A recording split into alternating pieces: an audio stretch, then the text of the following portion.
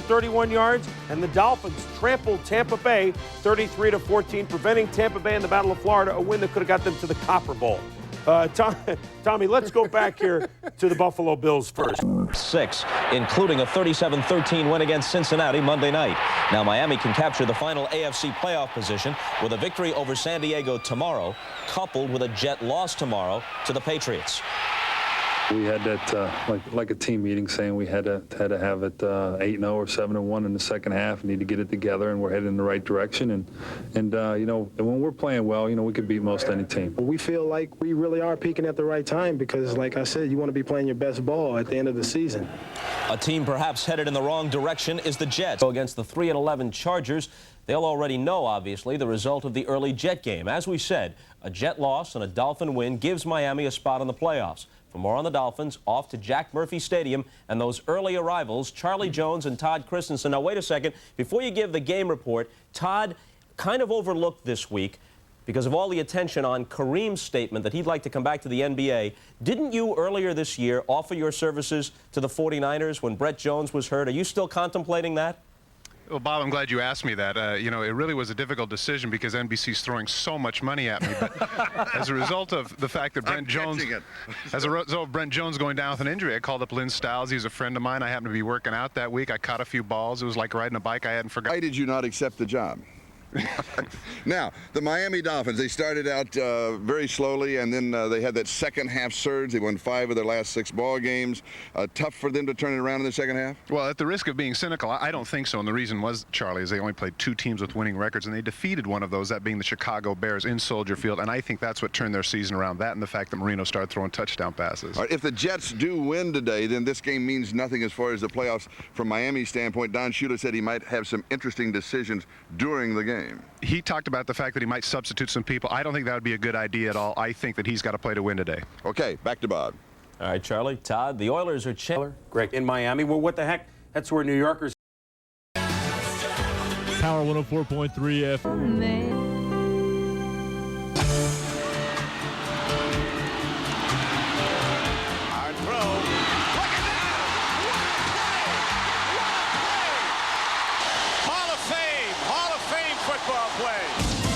Consider it the greatest playoff game ever. What we remember most is the singular athletic achievement of Kellen Winslow. His effort was total, his performance record-breaking. When the Chargers finally won in overtime and he had nothing left to give, only then was he led away, a wounded but victorious athlete. A decade later, the Chargers and Dolphins now meet again, invoking recollections of that great contest. Can these current Chargers do justice to the memory of that incredible athletic performance, to find that same courage within to beat the Dolphins again today? NBC Sports presents the National Football League. Today, it's the Miami Dolphins versus the San Diego Chargers. Good afternoon, everybody. This is Charlie Jones and Todd Christensen. Welcome to Jack Murphy Stadium. In the East, it is a final. New England defeats the New York Jets. Thus, in this ball game, if the Miami Dolphins defeat the San Diego Chargers, then Don Shula and the Dolphins will clinch the final wild card spot in the AFC for the playoffs. Miami won the toss, so John Carney will kick off. Number 20, Mark Logan. Number 34, Aaron Craver are the return men. And Craver takes it at the 6. He's out to the 15, the 20. And then we'll be down at the 25-yard line.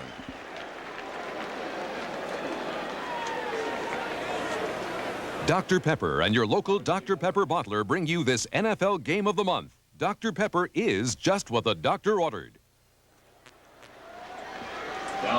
They spot the ball at the Miami 26-yard line. Dan Marino, of course, is the quarterback, and he will open with Mark Higgs and Tony Page in the backfield with him.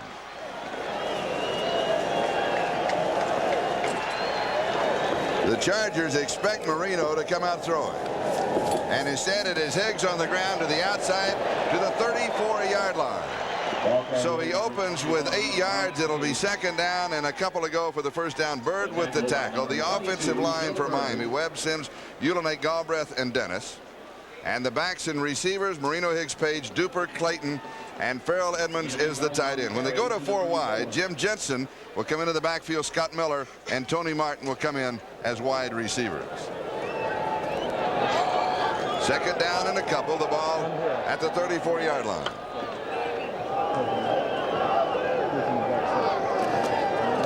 And it is Higgs again. This time the Chargers are waiting for him. He'll lose one, as Gilbert and Junior Seau were there. So it's going to be 3rd down and 3. Defensively for San Diego, the front seven led by Junior Seau, who in time could well be the best linebacker in the history of the NFL. He has that kind of potential. The secondary, Bird, Seal, Bayless, and Richards. When they go to their posse, 3 defensive backs will come in: Donald Frank, Donnie Elder, and Darren Carrington. The best linebacker in the history of the NFL? Potential is theirs. Height, speed, Holy desire, cow. stays healthy, and continues to raise his level of play. The answer is yo. Here's Marino to throw. And he's got the first down as he goes to Clayton, and Clayton goes out of bounds.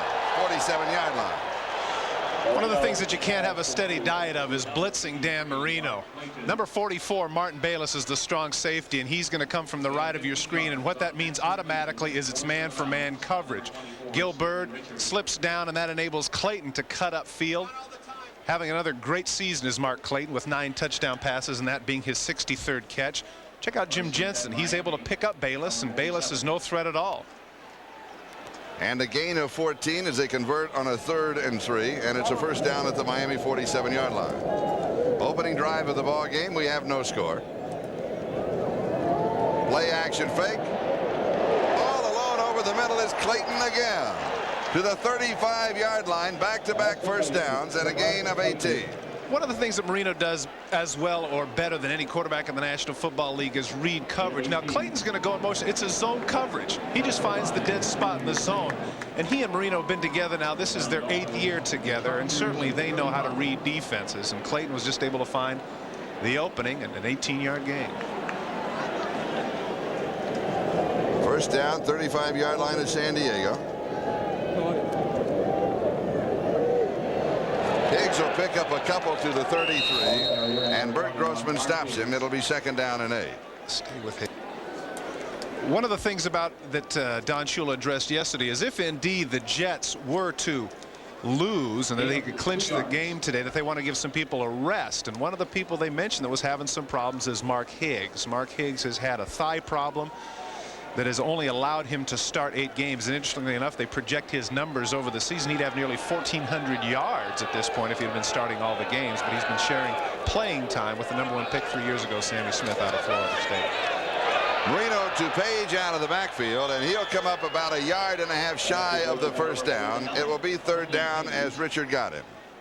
Staying again talking about Mark Higgs, here was somebody who was a Plan B free agent from both Dallas and Philadelphia. And you can see there in his first 3 years in the National Football League, he didn't exactly contribute much offensively. On the right, you can see, look at what he has done. And he, you know, Charlie, he has an outside shot at 1,000 yards if they continue to run the ball the way they have. Remember, we saw him early in the season at Detroit, and he was all pumped up and excited. And we saw him in the middle of the season when he wasn't playing that much, and he was really down in the dumps. Yesterday, he's back up and excited again. That's one thing about football players. They definitely wear their ego on their sleeve.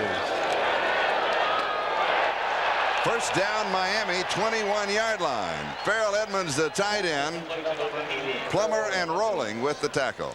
You addressed earlier Seau's potential. I think that's a 9-word curse, potential. To the right of your screen, you're going to see Edmonds going what's called a squat route, just enough for the first down.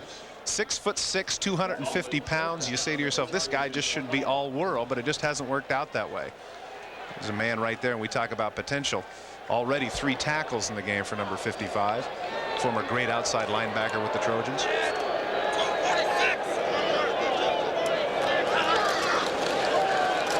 Marino, little swing outside to Page, and he is tripped up inside the 15-yard line, and it was Seau that got a hand on it. Charlie, Tony Page has been a major contributor to the Miami Dolphins, and it doesn't look so in statistics. He's only rushing for about somewhere between 100 and 200 yards, but that was his 47th catch of the season. And if you follow where Higgs and Smith go, you know that Page is in front of him, knocking those people out of the way. They admitted to the fact that the running game was very insignificant until they acquired this man as a Plan B free agent from the Detroit Lions. And I can't help but think that what would they be like if they had that guy blocking for Barry Sanders, huh? Ooh, man. Second down in the yard. Opening drive of the ball game. Here is Higgs. And he goes inside the 10 to the 8, maybe the 7-yard line. It'll be first down and goal to go. Excellent job on the inside by Jeff Ulenake. When he gets bounced in the backfield, he should have gotten stuffed. But take a look. Look at the push up front. Look at Ulenake pushing the nose guard off to the side, Joe Phillips. Then when he collides with his own man, he's still able to maintain his balance and get it for about a 5-yard gain and a first down. One of the things about the offensive line I should mention as you get a chance there to see the inside the 20 statistics is the fact that this is about the 5th or 6th game where they've finally all been together due to injuries and holdouts. And when talking with Mark Dennis yesterday, he feels like this is as well as they've played all year right now as an offensive line. A flag is down as Higgs is turned away at the 5-yard line. George Thornton was there. Ouch, boy, the umpire threw that and hit Richmond Webb right in the arm. Illegal hands to the face mask, number 69 of the offense, 10 yards. That's on left guard Keith Sims. Well, now that's funny to me because the flag, I'm not kidding you, it hit Webb right in the arm. And those things have a little ball on them if you get a chance. Now watch the umpire right in the middle of your screen. Watch when he throws the flag. You can see Webb on the ground. Now watch when the flag comes out. Bang! Hits him right on the arm. And he says, what? There was nobody near me. But sure enough, it was his partner Sims that got the penalty.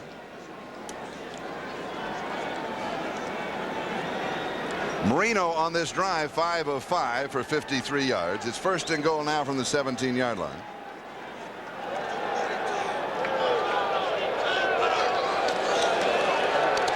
Marino with all the time in the world, he in reality is throwing this one away. The coverage was there, and he was starting to get a little bit of pressure.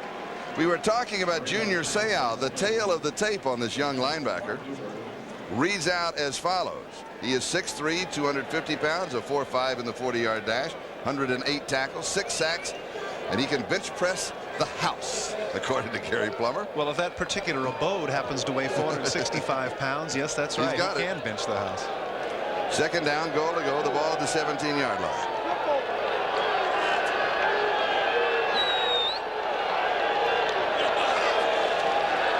Sammy Smith is in that offensive set. End zone knocked away. Good defensive play. Sammy Seal is the man who made the play. He got a hand out and knocked it down. Well, Dan Marino has arguably the quickest release in the game, but Sammy Seal is a 4.3 40 guy, and you can see right there he cuts out. This is a man who at Western Colorado ran a 1,500 meters, so he knows what speed is about, a former Los Angeles Raider. He began his career as a wide receiver, but since then has been in the Charger defensive backfield 3 years as a starter, and he is the quickest and fastest man on the Chargers club, which is saying a lot when you got somebody like Anthony Miller. Sammy Seal is one of the Chargers wearing that one-piece uniform that we'll be showing you later in our telecast. 4 wide receivers now from the shotgun. Marino dances around, throws right through Jetson's arms. Was it deflected by a defender? Crash had a chance at it. Martin Bayless was there. It'll be 4th down. Marino isn't the most mobile quarterback in the world, but he does a nice job of buying time. Jim Jensen, whose numbers are down, runs a circle route here. A little out and up move on Martin Bayless. He has him beat, but Bayless lays out at the last minute, just gets a piece of the ball. Good effort by Martin, whose nickname, by the way, is Bam Bam, for the collisions that he puts on people.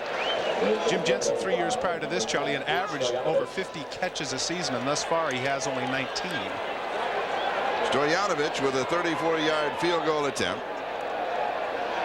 Sequels is the holder. And it is good. And Miami moves out on top by a score of 3-0. 35 yards on the field goal. Check this out. Catch this. So you take care of the hands that take care of you. Dave Thomas traveled the world. Monday night, in the Cincinnati game. Yeah, you know, that's kind of a cheap thing there. The ball was in the end zone. It was going to be a touchback. I know that he is fair game, but that was very unnecessary on the part of Alex Gordon. But he looks fit as a fiddle today. His 29th field goal there, just passed Gary Yepremian's team record in 1971. And he said, when we talked to him yesterday, he said, what, he took him like to Wednesday or Thursday to get over the shot. It wasn't that tough a shot that he took. No, well, but again, you know, he's 5'10", 175 pounds. He's not exactly built like a brick outhouse. Yeah, but he's in a football uniform. Yeah, good point. Okay. I remember a couple of years ago, Chicago played Green Bay, and Chicago just wiped out Chester Markle, and they were all upset about it. And Abe Gibran, the head coach, to him, says, "What is he, a Polish prince? This is why he's got to get hit." That was a great line. All right, Stoyanovich to kick off with Lewis and Elder, the return men for San Diego.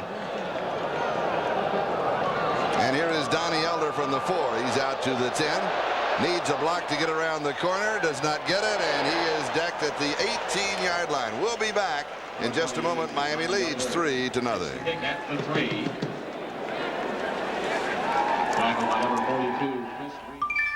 In Japan. Enders and you'll find starter.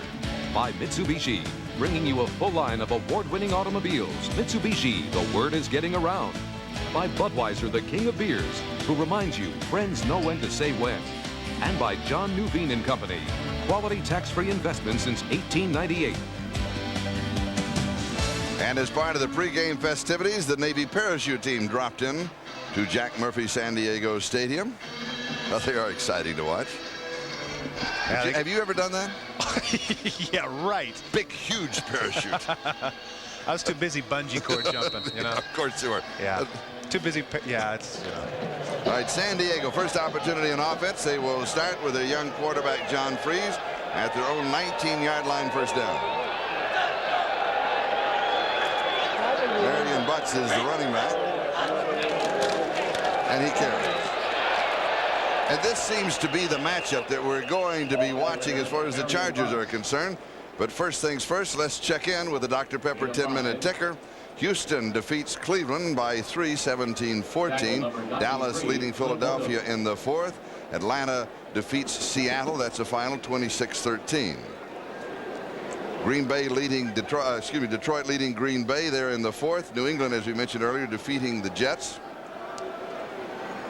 And that will update you. We'll come back to that last panel right after this play.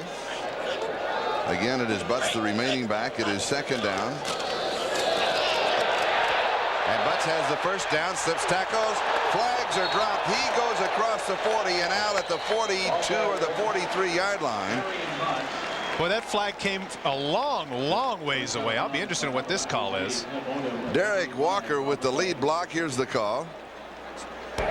Holding number 89 of the offense, 10 yards. And it was Derek Walker, the lead blocker, who also held.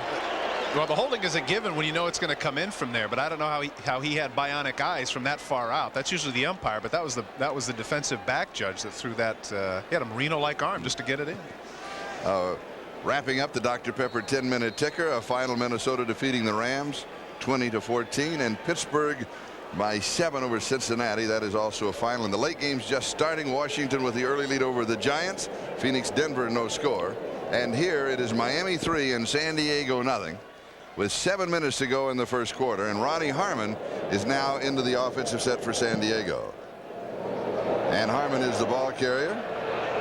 And he is out just across the 20. We'll mark it to the 21-yard line. Let's check in now on that San Diego offense. An offensive line that's had some injuries. People have moved around, still doing a very good job. Backs and receivers with Freeze, Butts, McEwen, Lewis, Taylor, and Walker. When they go to their posse, then Marion Butts comes out. Ronnie Harmon comes in, just as we saw on this last play. Strangely enough, Ronnie Harmon is arguably their most effective player. He's averaging 6 yards a carry, and he has 52 catches to lead the team in receiving. It's interesting, Charlie. Now these types of players are so common in the National Football League, but I think that Ronnie Harmon probably does the best job as a third down specialty back in the NFL. 3rd and 8, incomplete. Lewis, the intended receiver, he was hit. But Aquinello could not hold on to it. It'll be 4th down, and San Diego will be kicking. Besides being excited to wait for you to pronounce that name, I have to come back here and say that Freeze put the ball right on the money, and this has to be caught. I know that's a hit in the middle there, but he's got to hang on to that ball. give credit to Iquinella for making the hit, but that ball was right between the 8 and the 1. Terrific throw by the Idaho native Freeze, and Lewis just didn't hold on. So John Kidd will be kicking, and Scott Miller, the rookie from UCLA, is the return man for Miami.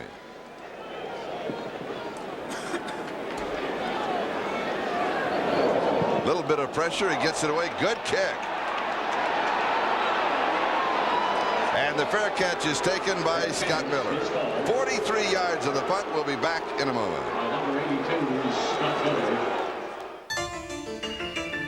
Mike Williams on the outside here is going to come in and attempt to block the punt. Now watch, he's got to get out of the way here. He rolls right into the legs of Kidd. Now watch a better angle here. Does he avoid him? I don't think so. You know, and Kidd definitely wasn't acting there. You can see he's not very happy about it. He comes over to the official and says, wait a minute, you got to protect me. You got to take care of business. And it was discussed on the side. It's what you call a rule book call. When you come in to block the kick, you have to touch the football or you cannot touch the kicker. Did not touch the football, was not blocked into him. They have to drop the flag. The official did not. Marino, the throw, rolls out.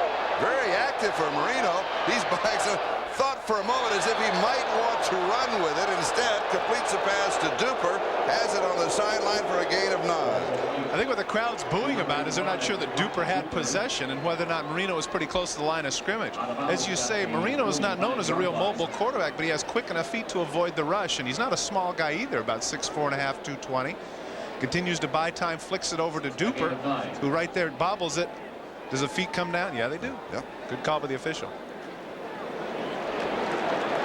Marino showing that he can throw right-handed going to his left. Sammy Seal should have clobbered him there. It looked like he was just pushing him a little bit. Maybe if he'd have hit him a little hard, he could have made it bobble the ball. Hey, let me tell you something what I like about this guy, too. We'll get to it after this play. 2nd and 1. Play action fake. Marino goes deep, and he's going to overthrow his intended receiver, who is Mark Duper. It'll be 3rd down. This is just as well, because this is what I wanted to talk about. Take a look at his hands if you can. If we can get a take a look at that. Yeah, I like that. Bare hands. No glove. He is one of the few people in the National Football League, skill position player, who does not have the tackified gloves. And when we asked him about that yesterday, he says, I just have a better feel for it. And I said, well, that makes sense to me, because there's a guy in Seattle who caught 819 passes and never wore gloves. Not a bad player. Largent, I believe. Steve Largent. So I like that. I like somebody that has the bare hands, and you can see by the numbers right there, he's doing a pretty good job this year. He said he really likes the feel of the football, and otherwise he doesn't. He says it'll pop loose on him when he has the gloves on. I can empathize with that. And Higgs picks up the 1st down. Converts it 3rd and 1 as he goes to the 50-yard line. Sayal with the tackle. Miami leading 3-0 with just over 5 minutes to go, first period. Well, the offensive line is doing a pretty good job, but again, I think that it's one of those things where San Diego has to be a little bit more assertive. They got to take some chances up front, go with it, some twists, do some different things, because right now Miami is running and passing effectively. Higgs 5 carries, 19 yards, and it's a 1st down to the 50-yard line. 2nd offensive possession for the Dolphins. They're on top by the field goal, 3-0. Higgs again jumps to the outside. Flag is down as he goes to the 43-yard line. He picks up 7 if it stands. Sayal again with the tackle. Well, it's not going to stand due to a holding call, but once again, you got to like this guy. You know, I was discussing with you yesterday the fact that now in the National Football League, it's interesting how the best running backs are all under 6 feet tall. Yes. You know, Emmitt Smith, Barry Holding Sanders. number 62 of the offense, 10 yards. Repeat, 1st down. Charlie, when I was playing, it was always an argument when a guy would come out and he'd be, say, 5'8", 190. They said, well, forget it. He can't play in the National Football League. He's not big enough. Well, you know, the guys like Thurman Thomas, Emmitt Smith, Barry Sanders, and right here, Mark Higgs, who every time we talk to, the other thing I liked is he pulls himself up erect as best he can to be 5'7.5". That's right. And that half is very important. Yeah, it is. This was starting today. Needs 195 yards rushing to reach that 1,000-yard mark. And that would be very impressive, as I mentioned, due to the fact that he's really only played full time in about 8 games. Sammy Smith is into the set. 1st and 20. And Marino, it is tipped. It is incomplete. Almost picked off on the rebound by Henry Rowley. Billy Ray Smith, by the way, is not suited up for today's game, so Rolling is starting at that left linebacker spot on the outside. Sammy Smith coming off the bench a little cold, got lucky there without popping it up. There you see Billy Ray Smith, his father not a bad player either with the Baltimore Colts. Has a Super Bowl ring. And Billy Ray, it's that Achilles is starting to bother him again, and he had it blown out a couple of years ago, 3 years ago. Yeah. And you know, the Twins, you don't want it to happen again. You don't want to take a chance. Marino now 6 of 11, 62 yards. But only one of his last 6 have been complete. He goes deep, and it is incomplete. So it now will be 3rd down and 20.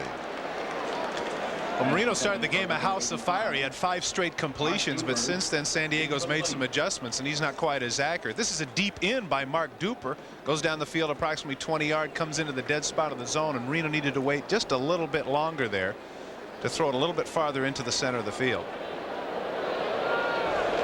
And of course, when you go back to this drive that started at the Miami 36, without the penalty, they would have been at the 43-yard line of San Diego. But now, when it went back to 1st and 20, 2nd and 20, now 3rd and 20.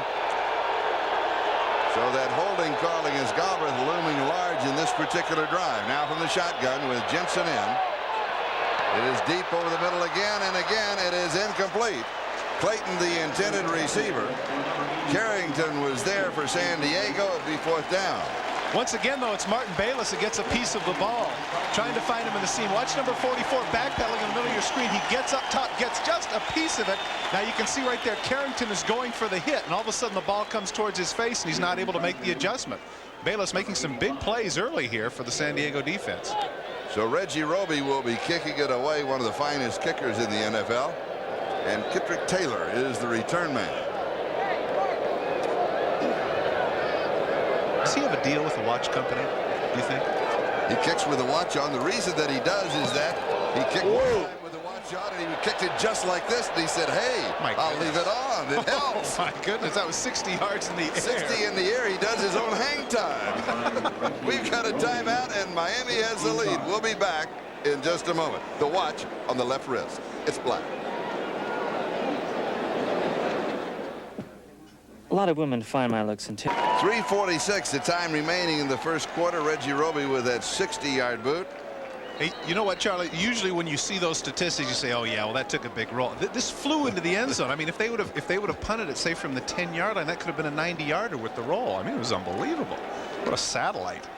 San Diego first down their own 20-yard line. Dolphins up by a score of 3-0.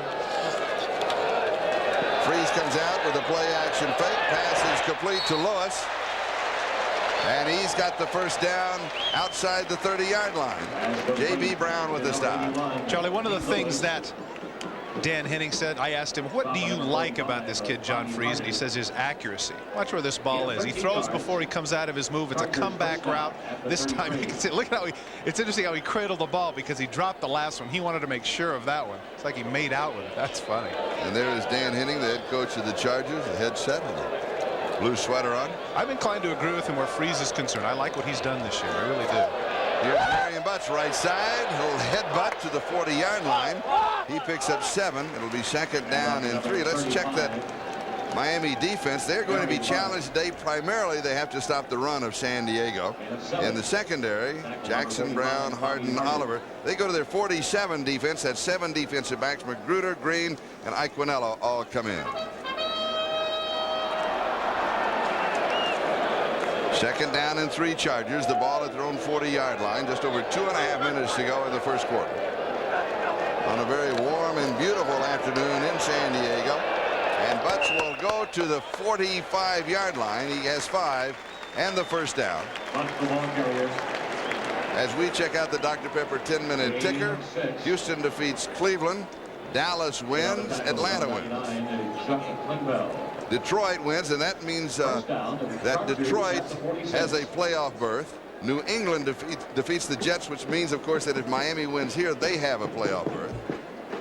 Rams lose to Minnesota. Pittsburgh defeats Cincinnati. Those are all of the early games. In the late games, Washington with the early lead. Denver with the early lead over Phoenix. And here Miami with the early lead over San Diego by a score of 3-0. And here is Butts again.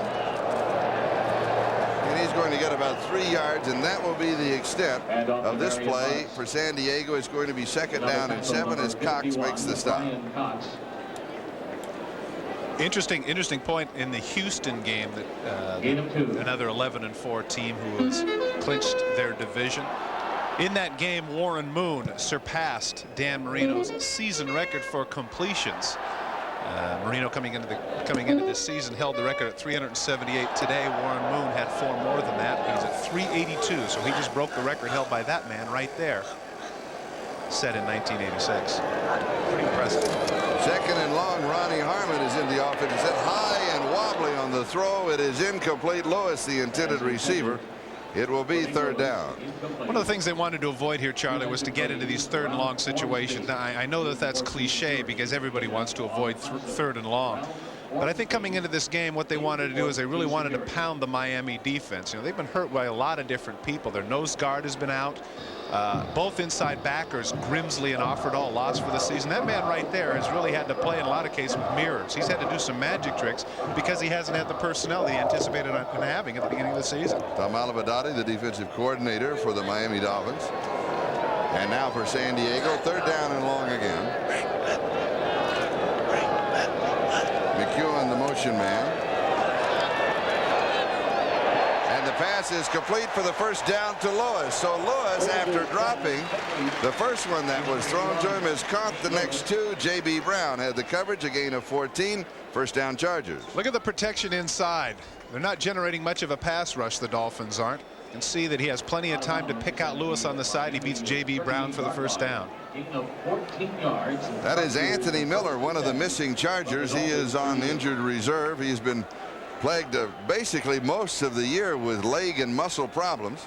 Now that's a big missing element because that's really a man that the last 2 years has been in the Pro Bowl as a wideout. And Marion Butts. Now that's a big-time collision right there. I think that Lewis Oliver arguably is one of the safety that's going to be in the Pro Bowl, number 25, 6'2", 225 pounds. He ran into 6'1", 250 pounds right in the middle. Watch the collision between 35 and 25. This is big time right here. Yow! And sure enough, even though he hit him head on, Butts is the one going forward. Let me tell you something. It takes a lot of courage to come up there like that. Put your nose into the chest of a man 250 pounds who runs the 40 in 4.5. In the 1st quarter, Marion Butts 5 carries, 26 yards. We'll be back with the 2nd period in a moment.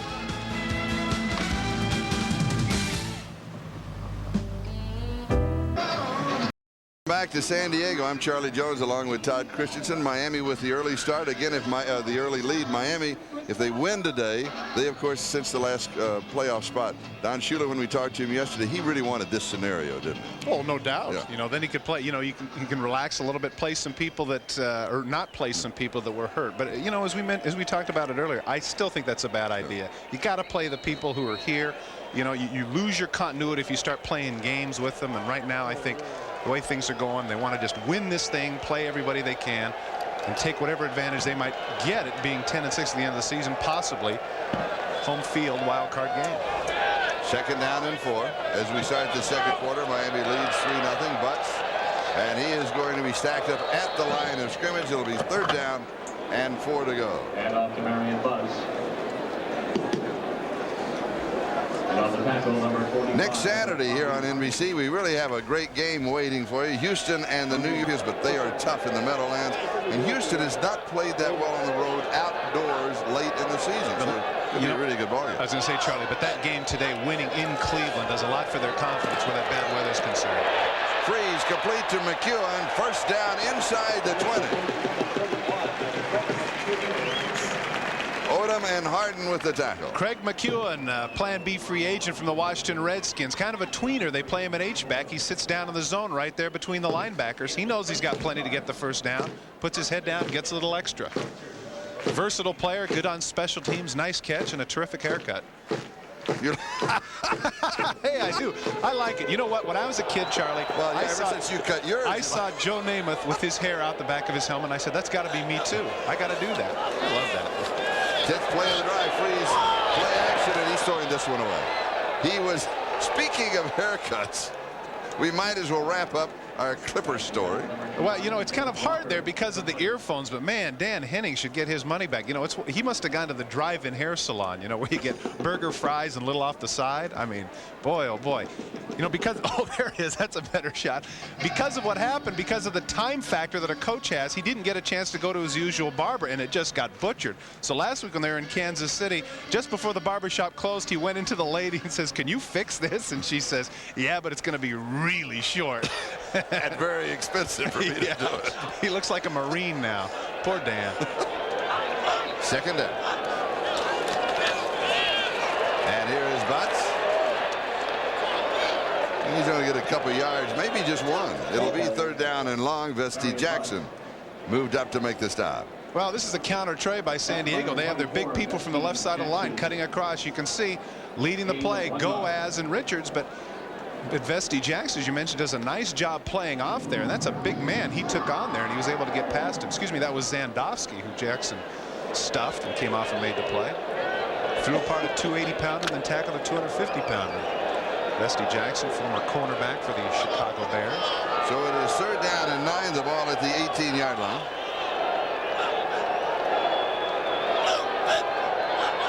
McEwen, the motion man, frees to throw as time. And it is a bit too high for McEwen. It is incomplete. It will be fourth down, and the field goal team will come out. That's a shame because Terry McEwen put a terrific move on Vesti Jackson to get open in the middle of the field, but Griggs came off the block. Watch the left of your screen here. You're going to see a little bit of a pass rush coming in, both Griggs and Cross. He has to throw the ball just a little bit high and quicker than he wanted to. Oh, he was open, too. Greg McEwen showing whatever vertical he's got, but it wasn't quite enough. And don't tell me the hair weighed him down. I don't want to hear it. 35-yard field goal attempt by John Carney to tie up the ball game. John Kidd, the punter, is the holder.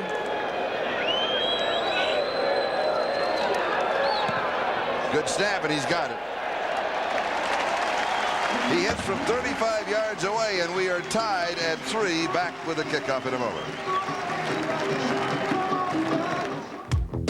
Gotta be kidding. Isotoner slippers. So you take care of the hands. Take care of you. 12:34 time remaining first half here at San Diego Jack Murphy Stadium. We're tied at 3 as John Carney kicks off for the Chargers. And he will sail this one into the end zone where Logan will down it. They'll bring it out to the 20-yard line, where Miami will go to work. Dan Marino for the Dolphins has completed 6 of 13. That's the good news. Not really that good. The bad news is he has missed his last 6 passes. Last 6 have been incomplete. Great special teams player for the San Diego Chargers, Steve Hendrickson. He avoids the first man, but they're not going to just do him with one man. Watch Burt Widener come up and say, "Hello." Now, you know what? That doesn't look like much, but when you got a 50-yard head start like Hendrickson does, Widener showed a lot right there taking him on. 6 feet tall, 260 pounds, talking with Ed White, another bowling ball type physique right there. One of the assistant coaches for the Chargers. And Higgs is going to be stopped right at the line of scrimmage. And it is Rolling who makes the play. It'll be second down and 10. The ball still at the 20-yard line as we check the Dr. Pepper 10-minute ticker. These are the late games. The New York Giants leading the Redskins by 3 in the second quarter. And Denver out in front of Phoenix by a score of 7-0. And here it is Miami 3 and San Diego 3. If Denver loses, since Houston has won, should Denver lose today, that means that Houston would have a bye in the first round.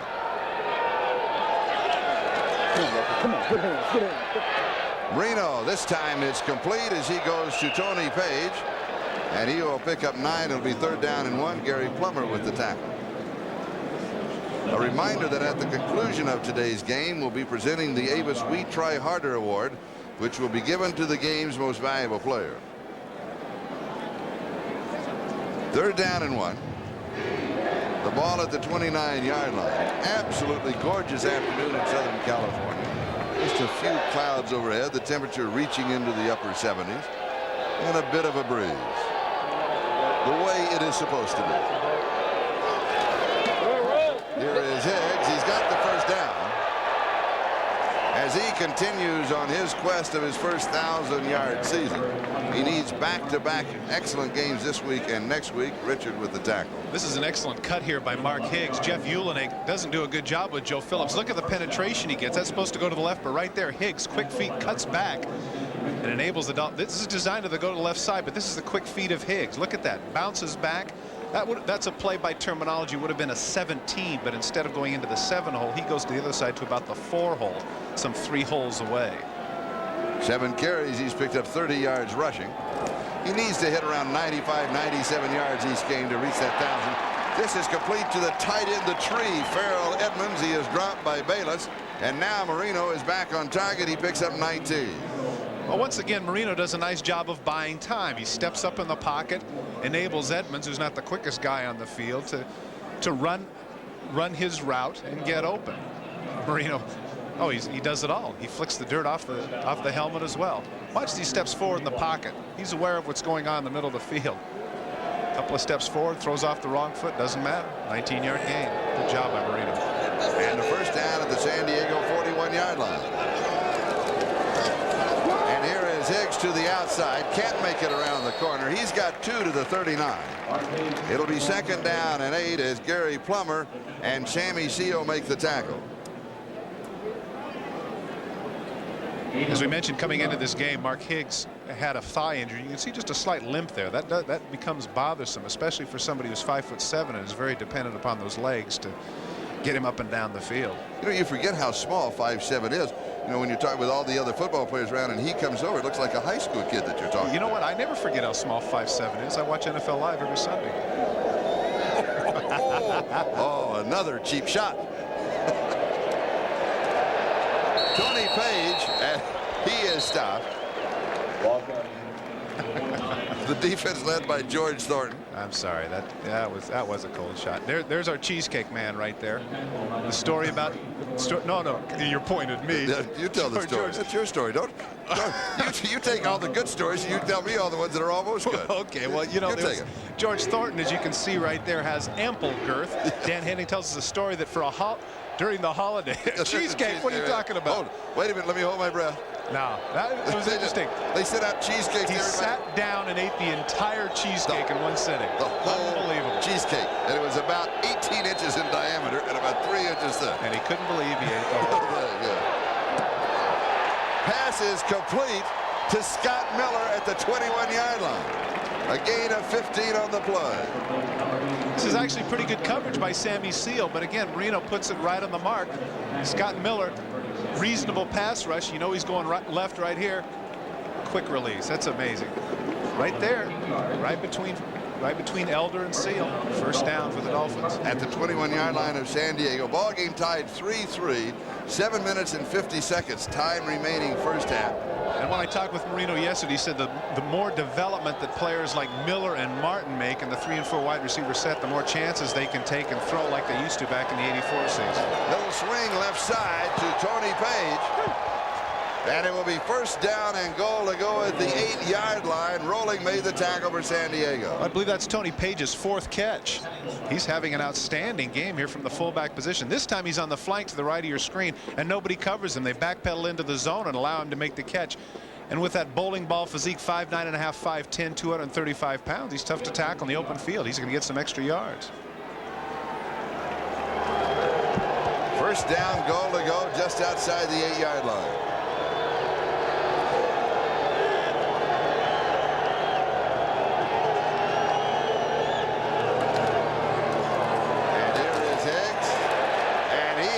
Up by Junior Seau.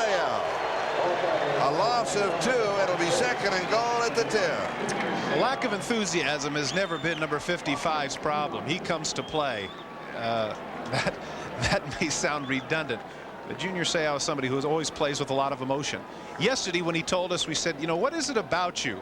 And he says, whether I have to crawl, whether I have to, whatever it is I have to do to make the play, I will do it. And right there you can see he shoots the gap. A lot of times that's bad on the part of a defensive player because he can overrun the play, but with his 4.5 speed, he rarely does that. Sammy Smith is now in the offensive set. Incomplete. Edmonds, the intended receiver, had a hand on it, couldn't pull it in. It'll be third down. Dan Marino with a nice touch pass here. You can see right in the bottom. There's Plummer. He pushes off on 80. Very catchable ball. It would have been a tough catch, but I think that was a catchable ball on the part of Edmonds. And not bad coverage by Plummer. It wasn't bad coverage, but once again, Marino makes the nice throw. Out of the money. 11th play of the drive, and this is the one they have to score on, or we'll see the field goal attempt. 4 wide receivers, 7 in the secondary for San Diego. This would be a great time for the quarterback draw. They certainly wouldn't expect that from number 13. Looks like they're bunched up in a blitz. Marino, he's going to run for it. Can he make it? Yes!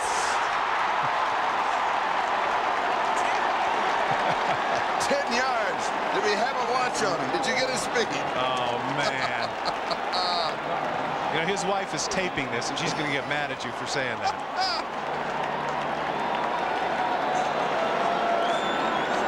No, he's not going to make anyone forget Randall Cunningham, but give credit to the offensive line. He buys time, and there he is. 1001, 1002, 1000, and there's nobody there. Nice spike, too. Bounces up into the stands. Dan Marino, 10-yard touchdown run. Stoyanovich to attempt the extra point. Now he will receive, when they look at that next week, he'll receive a lot of kidding in the tape. No, you know what's going to happen is he's going to abuse you. If we end up telecasting a Dolphin game next time, he's going to get on you for that. The extra point is good. It is Miami 10 and San Diego 3. We'll be back with a kickoff.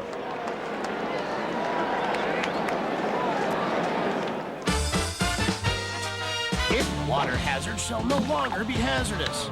Spikes encouraged in the clubhouse. Only really great premium beer served.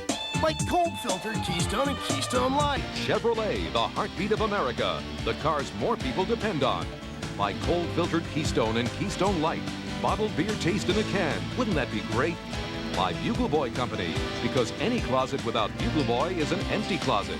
And by the card, the American Express card. Don't leave home without it. In his career, Dan Marino has rushed for 5 touchdowns. This is his first rushing. That's 9 years. This is his first one in 2 years. Well, these are a bit more significant milestones.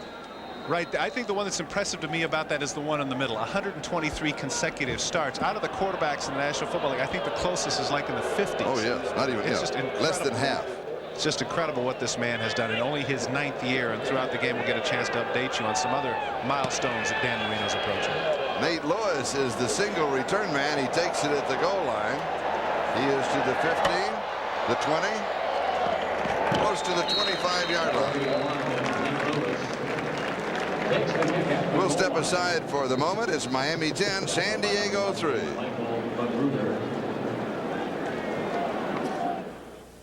Good. Yeah, hello, honey. Did you see the run? Yeah, pretty good. Well, so what did Charlie say about it? What? He said what? Oh man, I don't believe that. I was showing some serious speed. Oh, Claire's my friend. She's going to race that part. Yes, she will. Yes, I don't think so. San Diego first down their own 25-yard line. Chargers trailing by 7. Little play action fake to Bernstein. And a swing out to Walker. And there's not much there, maybe a yard, as Cox and Reichenbach were there. You know, as you become more of a veteran quarterback, you can realize that you've got more time to look downfield. Take a look at number 53, Courtney Hall. They say that this man right there could be the next Dwight Stevenson. They feel that he's that good of a center. Last year he played at left guard, and as I recall, I picked him as an all-pro last year as a guard. But center's his natural position. They feel like that he can be one of the dominant centers along the line, as I say, of the Dwight Stevensons, the Jim Langers, and people of that ilk. A change at offensive guard. Eric Moten has replaced Zandowski for San Diego. It is second down and 9. And here is Bernstein, and he goes to the 31-yard line. So he picks up 5. It'll be third down and 4. McEwen with the lead block and Cox with the tackle. Number 51, Brian Cox. And number 93, Lamoda. Here's the Dr. Pepper 10-minute ticker. Again, the late games. Washington leading the Giants 14-10. Denver remains in front of Phoenix by a score of 7-0. And here it is Miami 10 and San Diego 3. If Denver should lose again, since Houston has already won, a reminder that Houston would get a bye in the first round. And of course, Domino Pizza's NFL Live at halftime. Bob Costas and company will be updating for you all of the possibilities and going back to the early games. 3rd down and 4. Harmon has it and the first down at the 37-yard line.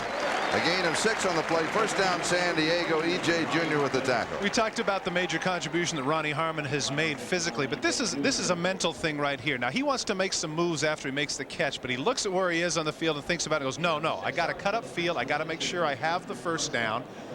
You could see right there that he had a feeling. He wanted to cut to the outside and see if he could make a big play, but because it was a 3rd and 4 situation, he got the first down. Heads up play there by Ronnie Harmon. First down, San Diego. Bernstein again. And he's going to get a couple of yards to the 39-yard line. Charlie, earlier in the season, it appeared that he was headed for a big year, like a 1,000-yard rushing type year did Bernstein, but he got some nicks. He broke some bones in his back, known as the transverse process. In fact, the same bones that Jeff Hostetler broke in his back earlier in the season. That forced him to miss nearly a month of the season. You can see right there when he has his hands on the ball, he and Butts, that they do have an excellent average. But then you see something like that and you say to yourself, well, then why don't they run the ball all the time? They're trying to. They sure are. That's what they would like to do. 2nd down and 8. And here is Harmon. Nice in-out move to the 41-yard line. And it's going to be 3rd down. And this time Freeze will be throwing. Bobby Harden with the tackle. Nice play by both safeties in that case. The blocking up front is pretty good, and you're going to see he's going to be able to bounce to the outside. It looks like he has some running room, but both Oliver and Bobby Harden come up one on each leg and make the tackle. Bobby Harden, I like him, number 45. He's pretty possessed of himself. He's a 10th round pick, but if you talk to him, he talks like he's all pro. And because of the injury to Jarvis Williams, now they've had to put him in, and he's done an outstanding job for a young player. 3rd down and 6. 6 in the secondary for Miami. And Freeze to throw. Pressure from the outside, has the first down as he completes the pass to McEwen, who picks up 3 very tough yards after the reception, carrying Jackson and Green with him. 2-minute warning. We'll be back in just a moment.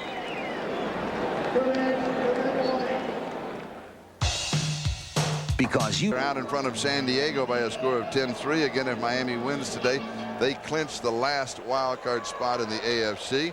This is Charlie Jones along with Todd Christensen. San Diego with the ball. They started this drive at their own 25-yard line. Now at the Miami 48. And in the first half, Freeze has completed 6 of 10 passes for 58 yards through the air. Swing to Bernstein. Almost slipped the tackle. And Rod's going to pick up about a yard as Cox finally got him along with Louis Oliver. Be sure to be with us at halftime for a moment. As special guests of the San Diego Chargers. Citizen. It's a primetime showdown that will determine the national championship as #1 Miami battles Big 8 champion Nebraska at the Federal Express Orange Bowl. New Year's Day on NBC. And New Year's Day is going to be a great day of football here on NBC. Timeouts remaining. Miami 3, San Diego 2. 1:44 left to go. We're in the first half. That Fiesta Bowl is going to be terrific. Yes. Penn State and Tennessee. Woo, boy. Looking forward to that one. We'll be there. 12th Fiesta Bowl. I'm really looking forward to an even dozen. Pass is complete to Walker. And they're going to mark it down right at the first down marker. Let's see where they spot it. Looks like it's just a little bit short. So they're going to have to get the first down here, which means they're going to cost themselves a little time running the ball. And they'll have to spike it coming back or call the timeout. Freeze is not in any hurry at all. Oh, I'm surprised. I am too. Far side, it is complete. Yes. Oh, boy. He's got it and out of bounds at the 25-yard line. Gee, you can see all the Miami coaches coming over there. He was juggling all of Haddadi in particular. Now they're going to debate that, and I think that now they are going to say it's incomplete. They're going to rule it incomplete, and I'm sure it will be reviewed. Lewis, the intended receiver. Now see if he has possession. Now watch, there the ball's up. See, no, that's a good call by the other official who came in right there. You can see he doesn't have possession. But Charlie, the thing that surprised me here, it isn't whether or not that was complete or incomplete, but you got 3rd and 1. You got to get the first down. Now you're forced yourself into a situation where you got to go with a 3 tight end offense.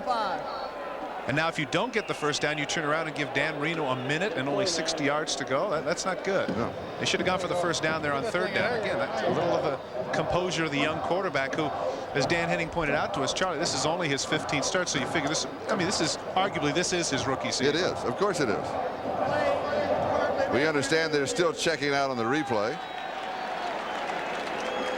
Freeze signaling back to the sideline. You watch the feed. I'll call when he has possession. Now let's let it run straight through. Possession. See? He doesn't have it until he's at the 1 foot dragging. Yeah. Long gone. You're right. No question. And Tom Olivadotti, the defensive coordinator, of course, very animated. Look at that. Hey. Up and down like that. Kind of doing the frug. After review, That's what that looks replay, like. call stands, incomplete pass, 4th down. And you know what? Don't tell me he's not taking credit for that. He's going, yeah, I talked him into it. Darn right I did. And don't think that the coaches on the sideline don't work the officials, because they do. Oh, no doubt about it. But in that case, he was justified. Oh, yeah. 4th down and 1:13 time remaining first half. Chargers with 2 timeouts. The Dolphins have 3. And Bernstein picks up the first down. Odom with the tackle. See, I should have done it before. I don't want to harp too much on this, but that cost themselves 5 seconds. The young quarterback had to be right next to the official, and he just didn't do it. Gets the first down. John Freeze, after he hands the ball off, should have been standing right next to the official, but instead he looks over to the sidelines, and then the coaches decide to call the timeout. So if they drive down there and it costs them another 5 or 10 seconds that it does not enable them to score, they can look back to that play right there to where he didn't call it immediately. First down, 36-yard line, 1:06 left to go first half. Freeze, the ball pops loose, a scramble for it.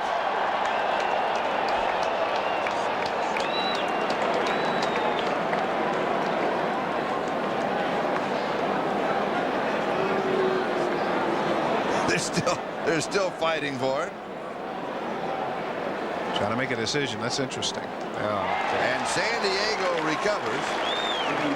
Courtney Hall, the center, got it. Jeff Cross was the man who caused it. That's only Jeff Cross's 4th sack of the season. Nice play, the heads up play there by Courtney Hall to come up with it. Watch it right in the middle of your screen. He's going to come with the arm under and strips the ball away from Freeze, and there it is. He stumbles. Klingbeil had it first, but look, it's laying under the buttocks right there. Look at that. Now Courtney Hall's on top, and he's going to get that ball. It's actually laying under the butt there of Eric Moten. Here's the draw. Harmon to the 35. Harmon to the 30. Harmon to the 20. Inside the 15-yard line, Ronnie Harmon. Now he needs to call timeout. He needs to call timeout right here. Get up to the official or come up and spike the ball. 33 yards, and the clock keeps moving. Great run by Ronnie Harmon. That was terrific.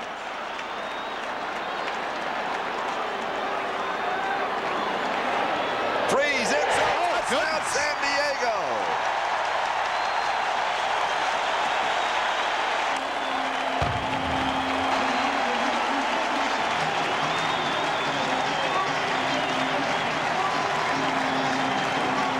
Okay, well, I have to apologize here. I was talking about that young man's composure, but he showed a lot right there.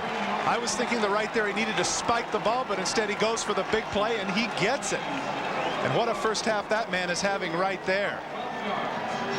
Craig McEwen, right in the middle of your screen, you're going to say he's going to come right to the post. He beats Mike Iconello, and he just isn't there. Number 31, nice catch. And give Freeze credit there for engineering that down the field. After the big run by Ronnie Harmon, it would have been standard fare for him to come to the line of scrimmage and just spike the ball, but instead he called the play, fired it in there, and now we're 1 point away from a tie score. For the tie, and Carney has it. Miami 10, San Diego 10, with 21 seconds left to go in the first half. And the key play of the drive, the draw that the Chargers in several games ago were chastised for using near the end of the ballgame. This time it worked, was very effective. Well, you're thinking to yourself, boy, oh boy, look at this. You know, you've got 2nd down and 30. Usually, but that's right there. The ability to make that one-man miss, and then he's in the clear. Good downfield blocking there by both McEwen and Nate Lewis. Ronnie Harmon with a 33-yard gain. Big, big play. As he comes over and says, hey, thanks, partner. You're the one that got us there. And he is right.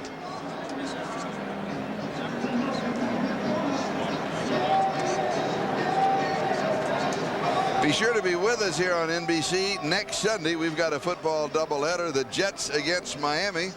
New England with 21 seconds left to go in the first half. I can't believe it. No squib kick. That's great. They trust their special teams. Favor from the 3 out to the 15. And he's going to be down at the 19-yard line. You know that's my pet peeve. I've never understand that. The squib kick, it hits the guy in the line. He runs it forward to the 35-yard line. They gain 25 yards and kick a field goal.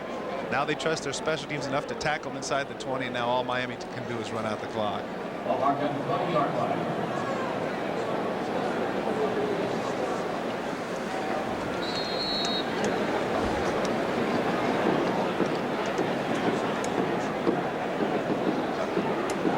Miami just shy of their own 20-yard line with 15 seconds, and they're going to be content to settle for a 10-10 tie at halftime. They'll take the full count to make it official. And so San Diego battling back. Big momentum builder with that catch at the end of the half, because quite frankly they've been outplayed by the Miami Dolphins, but it doesn't show on the scoreboard. So at halftime it is Miami 10 and San Diego 10, and we'll be right back after these messages from the NFL and your local station.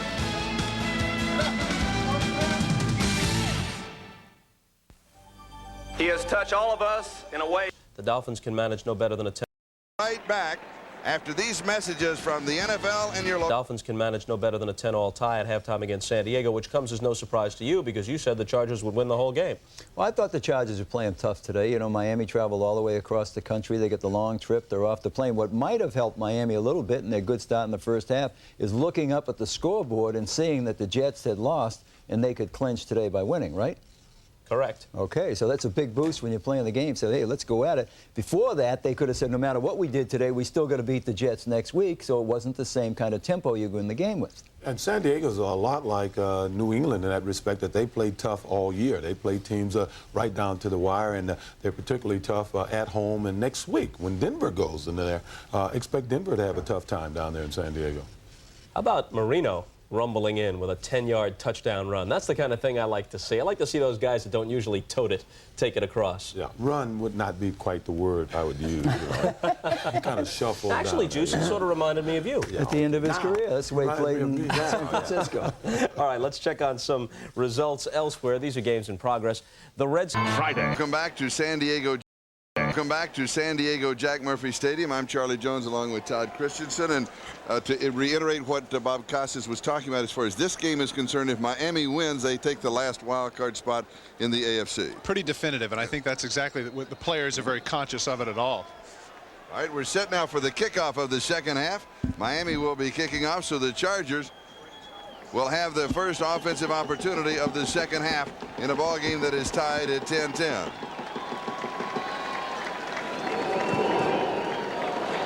And this is that squib-type kick that Marion Butts grabs around the 18-yard line and then steps out of bounds. Dr. Pepper and your local Dr. Pepper bottler bring you this NFL Game of the Month. Dr. Pepper is just what the doctor ordered. Referees are conferring about something, but it's interesting that Marion Butts was waiting for it to go out of bounds so they could get it at the 35-yard line, but the way it hopped up, that's the best he could do, was just to hold on. Because it is a live ball. That's right. There was a flag dropped right The at the receiver touched the ball while he had 1 foot inbounds. So the ball is spotted at the 18.5-yard line. First down. No foul.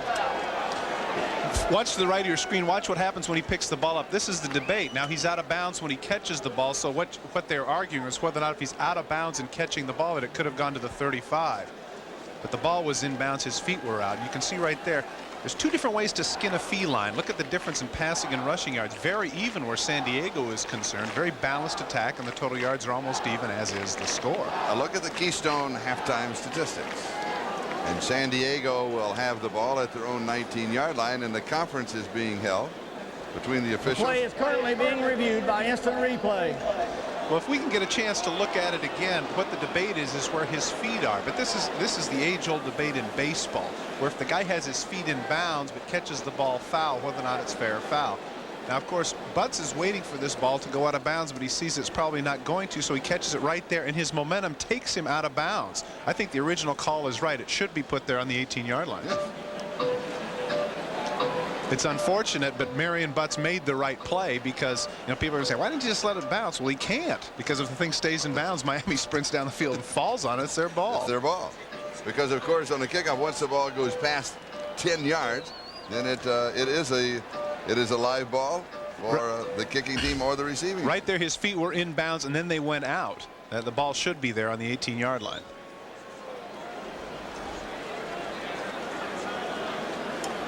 The argument here is whether or not if he would have left the ball alone, if it would have stayed in or out, but because he took the ball. It's a good call. Ball stands. The ball's at 18.5. First down. Oh, that's all right. Give me a chance to exercise my vocal cords. So San Diego will start now from their own 19-yard line, first down.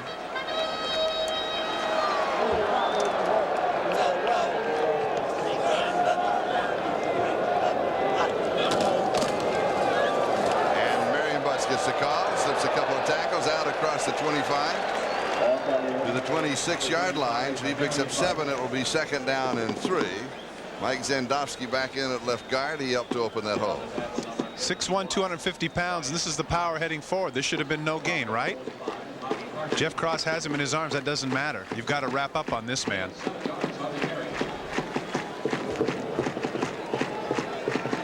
Second down and 3. Lewis on the wrong side. Walker is in motion. And Butts gets the call. It will be close to a first down. He needs to really get to about the 28.5-yard line. So let's see where the officials spot the ball. I think this is what they wanted to do earlier in the game. My guess is that Henning, when he sat down with the team at halftime, said, look, we need to reestablish the running game. We have 78 yards rushing, but that's not what dominated the first half. The time of possession was actually in favor of the Dolphins, which is surprising considering that they're a passing team. So Henning has gone with some 2 tight end sets here, and he's determined to run the football at the beginning of this half. So it is, you see, third down and short. And 2 yards. Short from the first down. Tom Olivadotti played a little official there at the end of the first half. And he got his call. He did indeed. Only because it was the correct call, naturally. San Diego's converted 4 of 7 previous third down opportunities in this ball game. Ball game again is tied 10-10. We're in the opening 2 minutes of the second half. And now from the power I formation. Come on, Marion. Wow. They're going to give the momentum, though, outside the 29-yard line.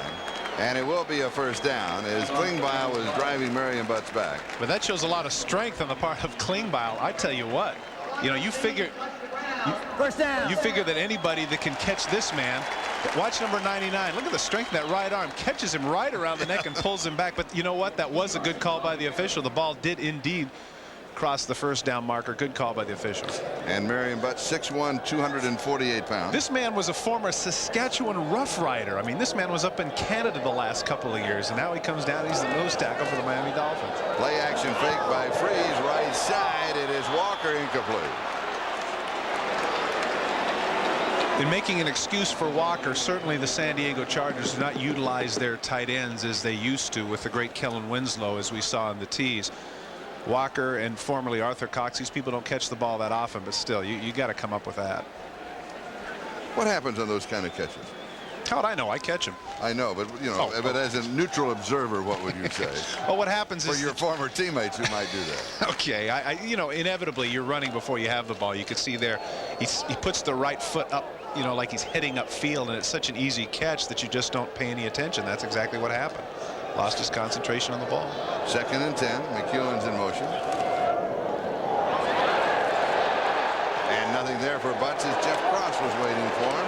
And it'll be third down and 11 after a loss of a yard. The Chargers have been running that counter trace somewhat effectively, and Jeff Cross anticipates it the minute he sees that the left tackle Leo Goaz is coming across. He beats him to the inside right there, and he's able to get Marion Butts. Goaz went back like he was passing, and that didn't, like it was a passing play, and it didn't fool him at all. You know, the interesting point here with Jeff Cross, as we get a chance to look at him, you know, last year he had 10 sacks in the first 8 games, and the Dolphins were really pumping him for all-pro honors. In the second half of the season, he kind of disappeared. And this year, because of the injuries to some of the defensive linemen, he's been double-teamed from time to time, and his numbers aren't up. And so he's been a little bit frustrated, but he still he still has been aggressive and still has a good attitude about his play. And the big play man, Ronnie Harmon, is in the lineup now for San Diego. And Freeze goes down, may have lost the ball, and it is recovered by the Chargers. Once again, that's Jeff Cross from the backside, and Leo Goaz has to do a little bit better job of that. That's twice now that he's come from the backside and comes over the top. Goaz needs to push him to the backside, but look, nice 360 move. Tom Jackson of the Broncos really perfected that. And you might say that that's a good play by Goaz to recover the football, but it isn't, because it's his fault in the first place. And here is the kick taken at the 41-yard line by Scott Miller. He did not signal for a fair catch. 36 yards on the kick. We are tied at 10. We'll be back in a moment. In the third quarter right now at 10-10. Final score. Cold filtered Miller Genuine Draft and Miller Genuine Draft Light. Joined us in the booth. Good to see you. Nice to be here. Thank you. Tell us quickly your tennis plans. French Open? Oh, I'm off for a while right now, so spend a little time with my family, right. But getting back at the French and Wimbledon. Hopefully doing some work for NBC also. Oh, yes, we're looking forward to it. Why don't you stay and do a little work with us here? We'll check you out on the football. All right, I'd love to do it. But not too good, please.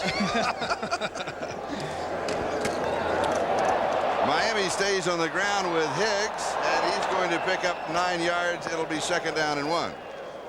We'll take a replay of this, and Jimmy Connors can give his assessment.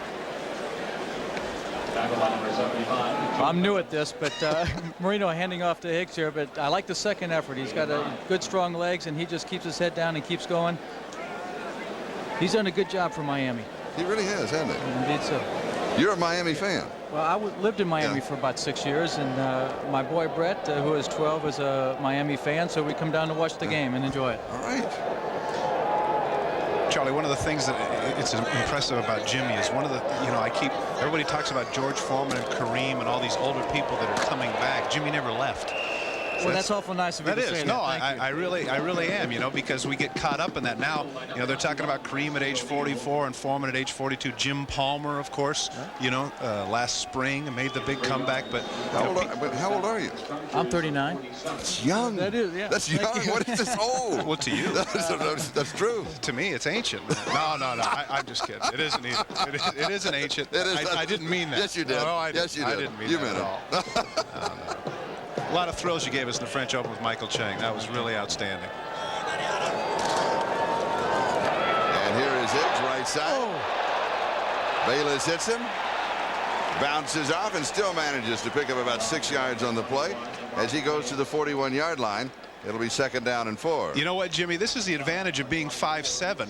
Martin Bayless has a full head of steam here to the left of the screen, and he's going to hit him right at the legs. Now watch. You'd think it's going to break him in half. On his feet, and up he goes.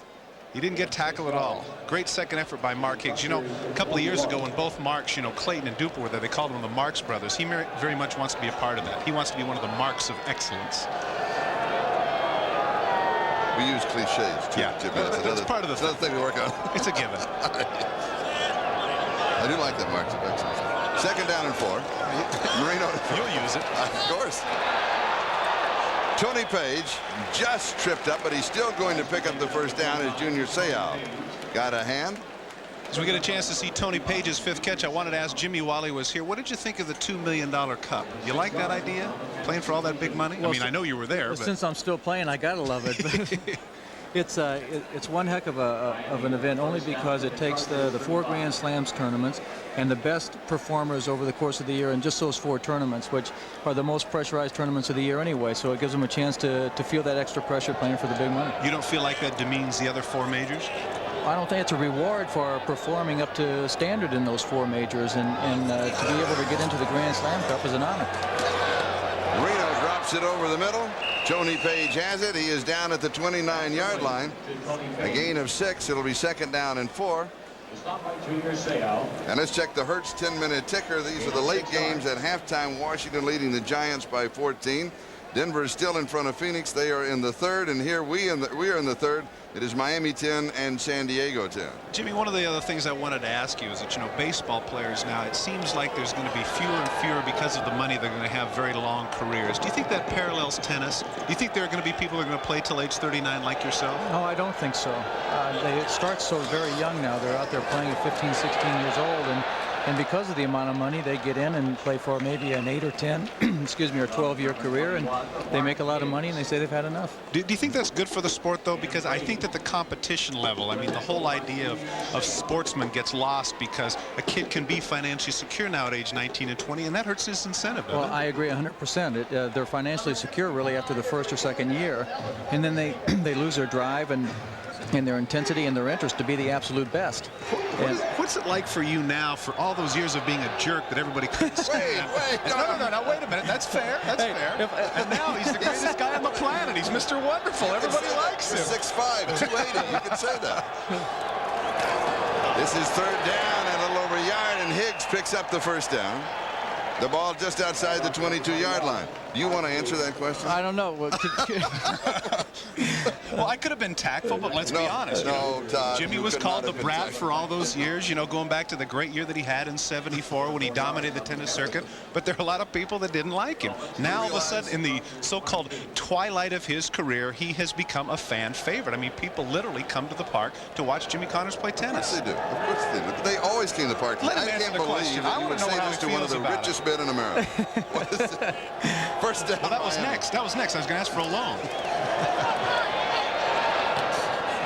Pass is complete. Duper goes out at the 9-yard line.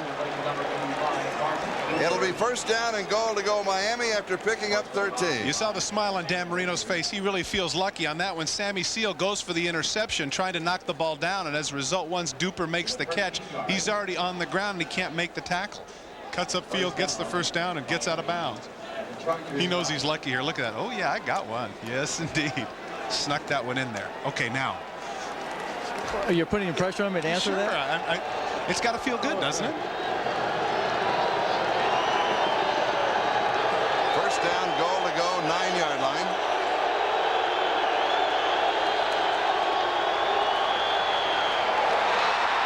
Touchdown, Tony Page. Miami back in the lead. Tony Page has really been a key to this drive, not just with his lead blocks from Mark Higgs, but they're catching the ball. That's the 3rd catch that he has had in this drive and the 7th of the game. Gary Plummer, you can see the inside linebacker is going to have him man for man. He's going to run a simple out route, and Plummer just can't catch up to him. Todd, tell me about the release of Marino. He seems to get rid of the ball so fast that he catches the defense a little bit off guard. Is that true?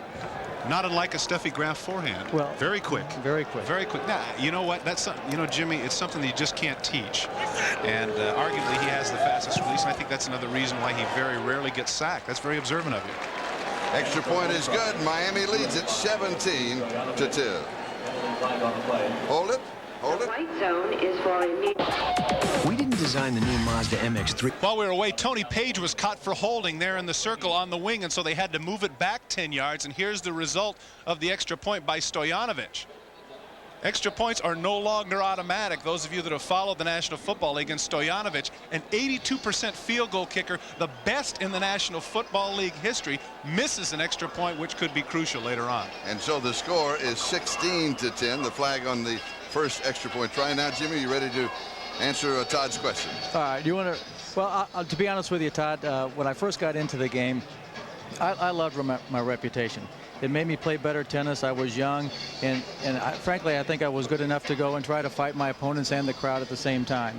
As I got a little bit older, actually much older, I enjoyed the feeling of having the crowd support and going out there and still playing the kind of tennis that I felt comfortable with, but also having the push and the support of the crowd to make me play even better, as what happened this year throughout the French, Wimbledon, and the U.S. Open. So, but I credit that a lot with my family, with my wife and having 2 children.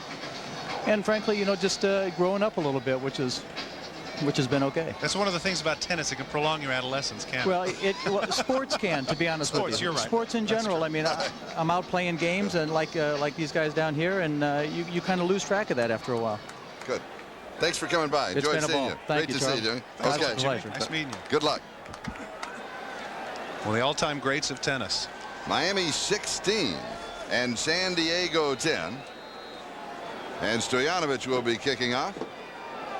Nate Lewis is the deep return back.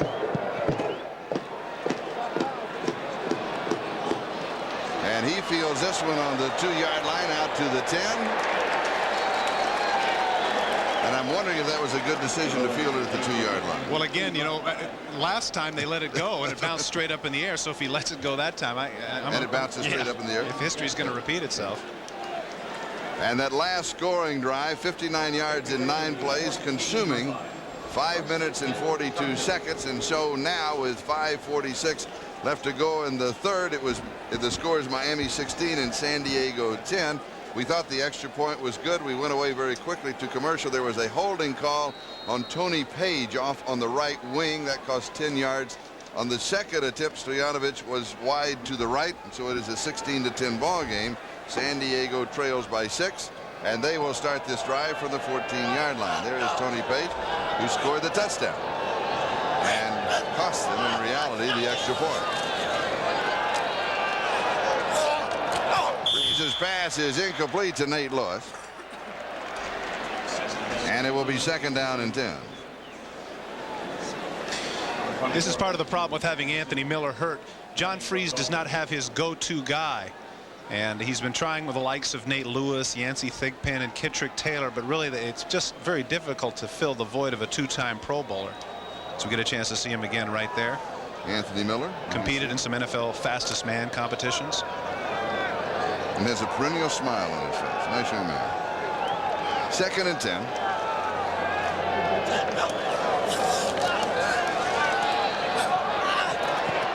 Lewis incomplete.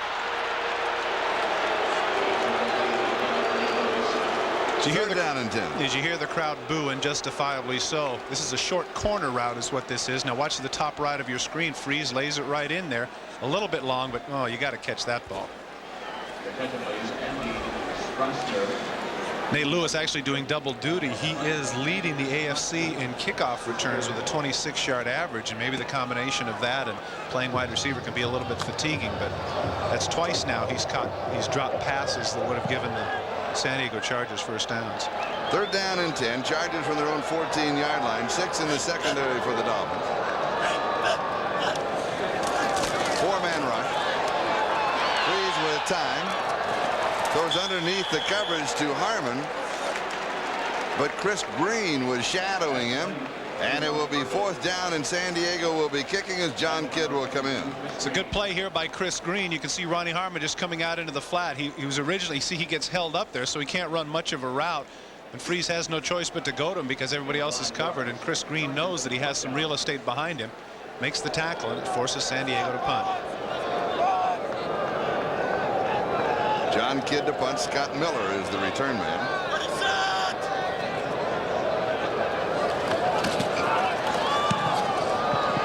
Kick.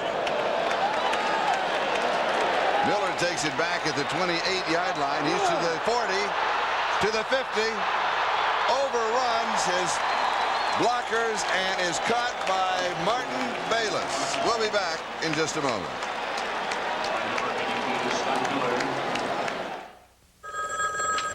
Hello?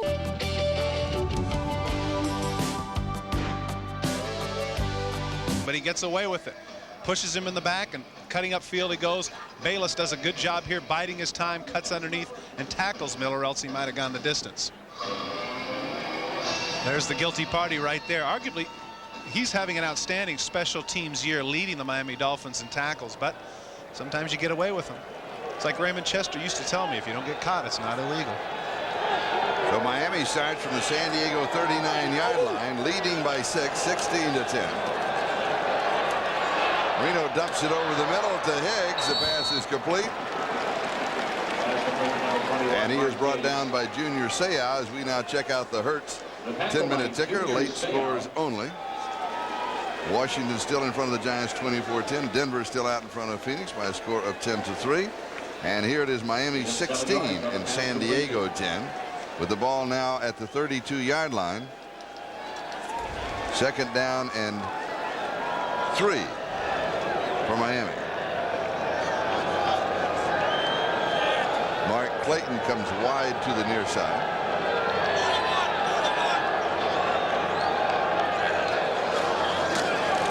Reno fires quickly over the middle. This is Duper. First down. You know, we talked to him yesterday, Charlie. He said that he would match his smarts and speed with anyone. He says here he's 32 years of age. He says he's getting tired of people talking about the whole age factor. He said he can still go out and run a 4.40, and he's certainly on the same page there with Marino on the slant route. Martin Bayless doesn't come over and trip him up. That could have been a lot bigger gain. He picks up 17 to the San Diego 15-yard line. I have the impression he likes the challenge of the fact that he stays in condition in the offseason, not with hard workouts, but with a lot of easy workouts. Here's Higgs. And he fights his way for a couple of yards to the 13. And he likes to match his smarts against those of the defenders. Well, a lot of times, you know, receivers don't get credit for that. And I asked him, why is it that this year the Drew Hills and the James Loftons and the Art Monks and people like himself who are on the north side of 30 are having good years? And he said that that had a lot to do with it. Knowing the defenses and knowing how to react and adjust. Second down and 8. The ball at the San Diego 13-yard line. 2:45 and counting. Time remaining here in the third quarter at San Diego Jack Murphy Stadium. And here is Higgs to the 10-yard line. He picks up 3. So it's going to be third down and 5. You expect Marino to throw for the end zone, and then if it is incomplete, to go for the field goal attempt. Grossman and Seau with the last tackle, and of course being third down and 5, that means that Jim Jensen will come aboard for the Miami Dolphins. Miami in this offensive set will go with 4 wide receivers. And the Chargers will counter with 7 in the secondary. Tony Martin goes wide to the far side. Jensen is in a slot on the right side. So they show 5 quick receivers over the middle, and it is caught. Mark Clayton has the touchdown, and the connection pays off again. And what a connection that has been. Marino to Clayton over the years. Well, Dan knew that when he came up the line of scrimmage there was going to be man-to-man coverage. He saw Junior Seau come in. He cuts to the left. Now Clayton is going to cut across on Gilbert. He gets a little piece of it. He doesn't know if he can hold on. He does. Just good concentration there on the part of Clayton. Look at that touchdown connection. 74 TD receptions, all-time quarterback to receiver scoring combination. Let me tell you something. They beat some pretty good pairs. Yes. Unitas to Barry. And this time the extra point is up, and it is good. It is Miami 23, San Diego 10, back with the kickoff.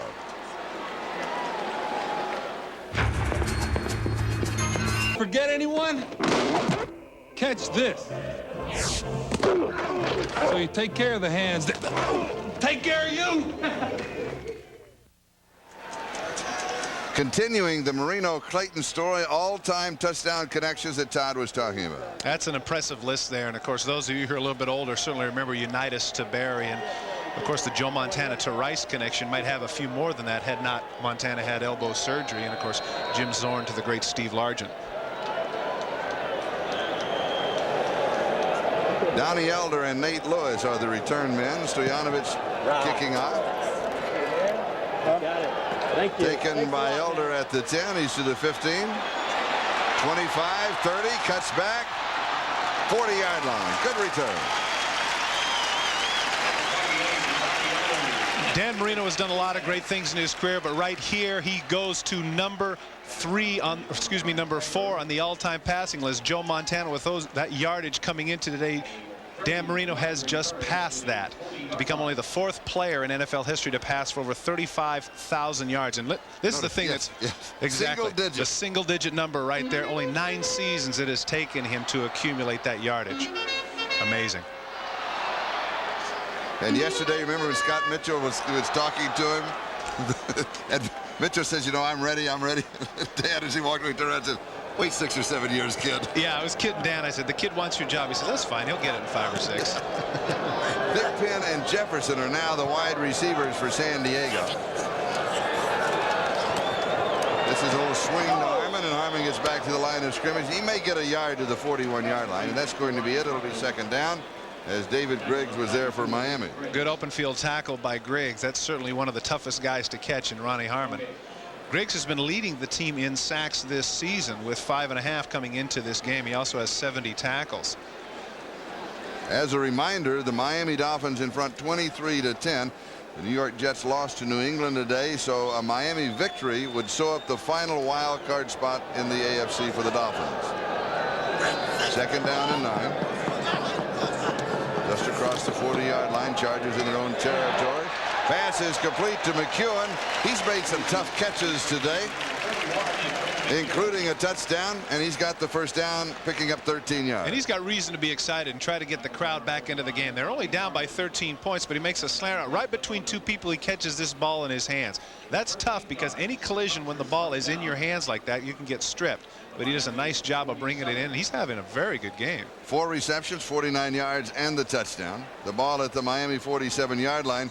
First down, San Diego.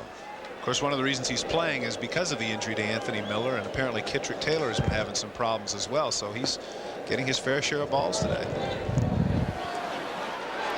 Here is Freeze, just dumps this one underneath the coverage to Derek Walker, the tight end, and he's going to pick up close to the first down.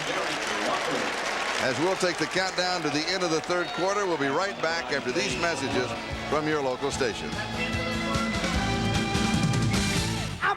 How far will designing women's San Diego Jack Murphy Stadium. This is Charlie Jones along with Todd Christensen. As we start the fourth quarter, a look at the scoring by quarters. The 13 points, that is the missed extra point for the Dolphins. The margin is 13, 23-10. And San Diego on the move at the Miami 35-yard line.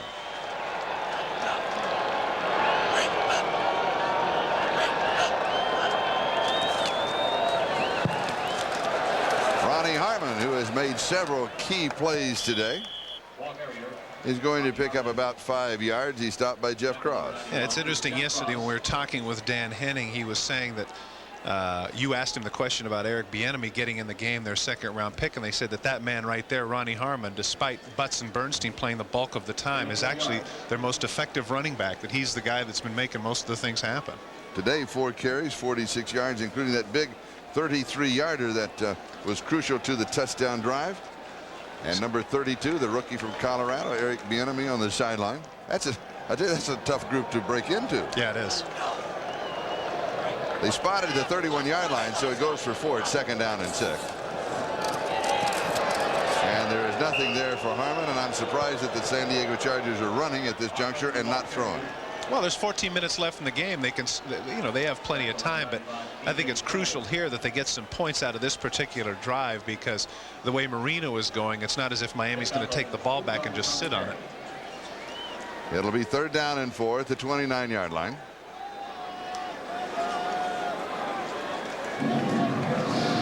Also, I was impressed when we talked with John Freeze yesterday, the composure that he has.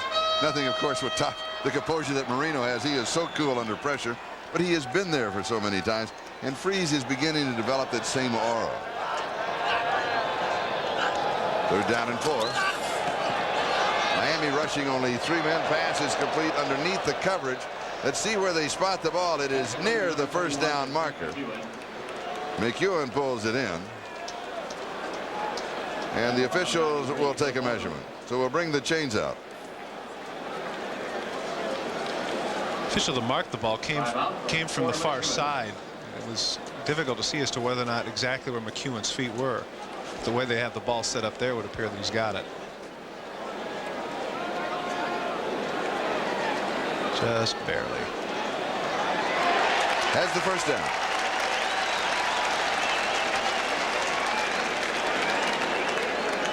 McEwen, as we mentioned, has been having a big day today, making catches, and right here the tackle made by Odom takes him very, very close. I think that McEwen was cutting it awfully close, so he should have given himself another yard, but with a close coverage by Odom, I guess he felt like he couldn't afford to. First down, San Diego, just outside the Miami 25-yard line. Miami 23, San Diego 10. Just inside of 13 minutes, time remaining in the ball game. Going to the end zone, it is there. Oh, Ronnie what a Harmon. throw.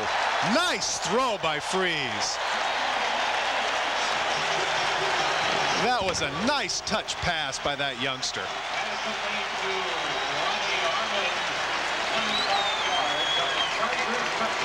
Ronnie Harmon with a corner route coming out of the backfield, and Freeze puts it right on his hands. What a nice touch by John Freeze. Look at him arching that ball, tight spiral right on his hands. Strangely enough, if you want to go back in history, Charlie, a game that you did in Cleveland when he was with the Buffalo Bills, that was a similar pass, a corner route that he dropped that ended up having him be here as a Plan B free agent for the San Diego Chargers. That was the divisional playoff game 2 years ago. Extra point is good. And San Diego pulls within 6 of Miami. We'll be back with a kickoff in a moment.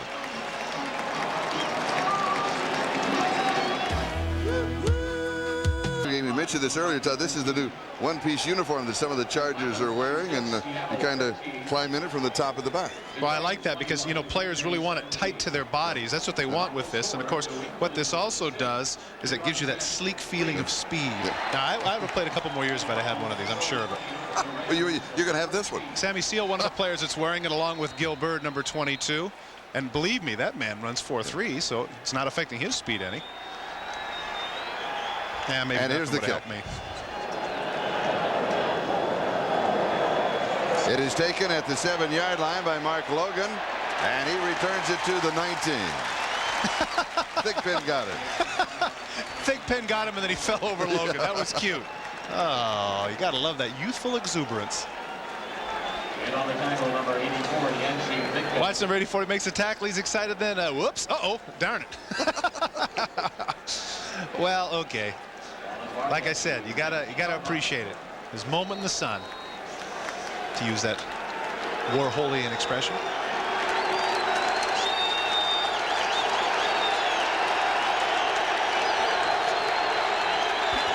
First down, Miami from their own 19-yard line. Little play action fake by Marino. Pressure from the backside. Ball is loose. San Diego has it. Big play.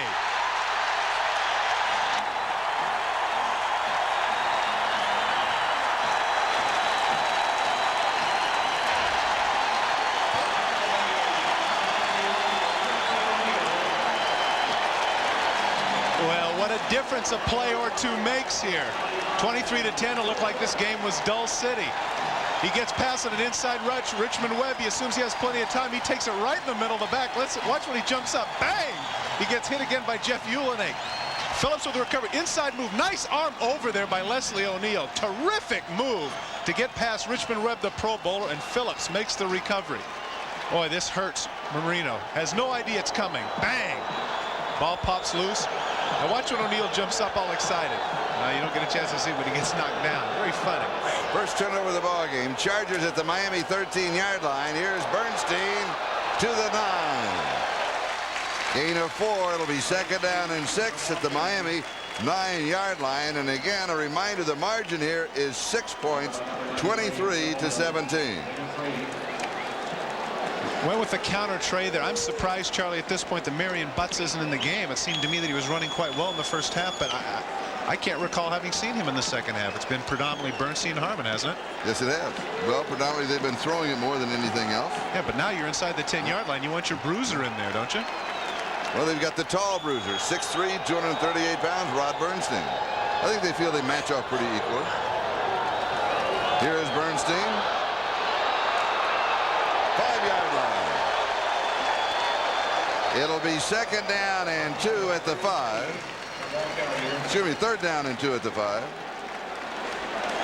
Wearing out that counter tray. Here they come. Left tackle, left guard. There's Goaz right in front of him. Makes a decision. Nice little shake move there to enable him to, even though he gets tackled by Odom, He gets tackled at the legs, and that enables him to fall forward for an extra 2-3 yards, and now it's 3rd and 1.5. The rookie Brian Cox is injured. We've got a timeout. We'll be back in just a moment.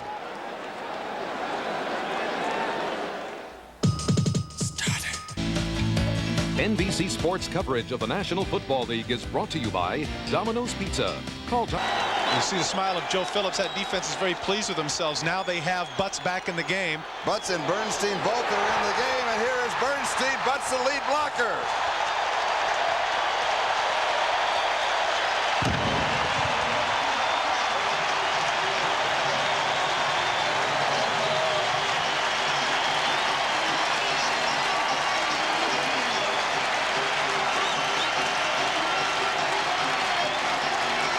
What a job by the left side of the offensive line. Leo Goaz and Mike Zandowski. They did a terrific job of clearing out that hole. And Butts is the lead blocker. Bernstein, very athletic, rolling over on his back and getting the touchdown. We'll get a chance to see it right after the kick. This is for the lead. It is good. San Diego 24, Miami 23, 11:06 left to go. The battle is always in the pit. Watch the right side of your line getting off. Bang. Look at the cutback right there.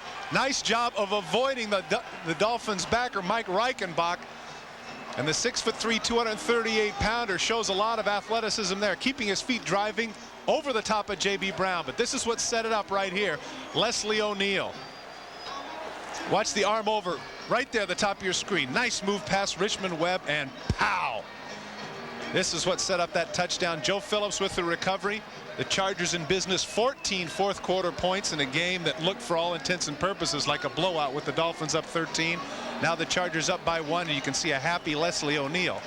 I should make the point, though, you saw that shot on the sidelines of the coach, Dan Henning, and his reaction. Very impassive, you know, not terribly emotional. And the reason for that is he realizes, hey, there's 11 minutes left in this game.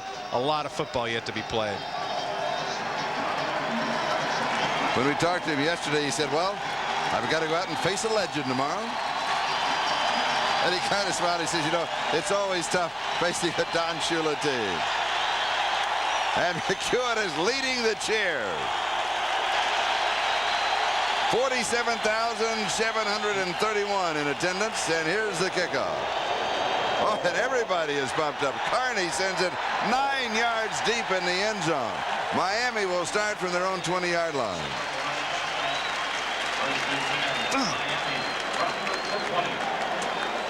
This has not been a great year for Leslie O'Neal, but go back to 1986 when he was a rookie. Watch the top of your screen. Beast number 77. He set the rookie record for sacks that season with 12.5, a record that still stands. But after reconstructive knee surgery, he had 2 Pro Bowl years, but this year has been a little bit of a struggle for him. That was only his 5th sack of the year, but it came at a very opportune time for the San Diego Chargers. Marino from the 20. Here is Higgs, and he has 3 to the 23. It'll be 2nd down and 7. Marino has completed 17 of 25. He has thrown with just under 11 minutes to go. He's thrown for only 186 yards, which is way under his average. 2 touchdowns. He is at 7 of 7 in the second half for 68 yards. 2nd down and 7. Miami trails by 1, 24-23.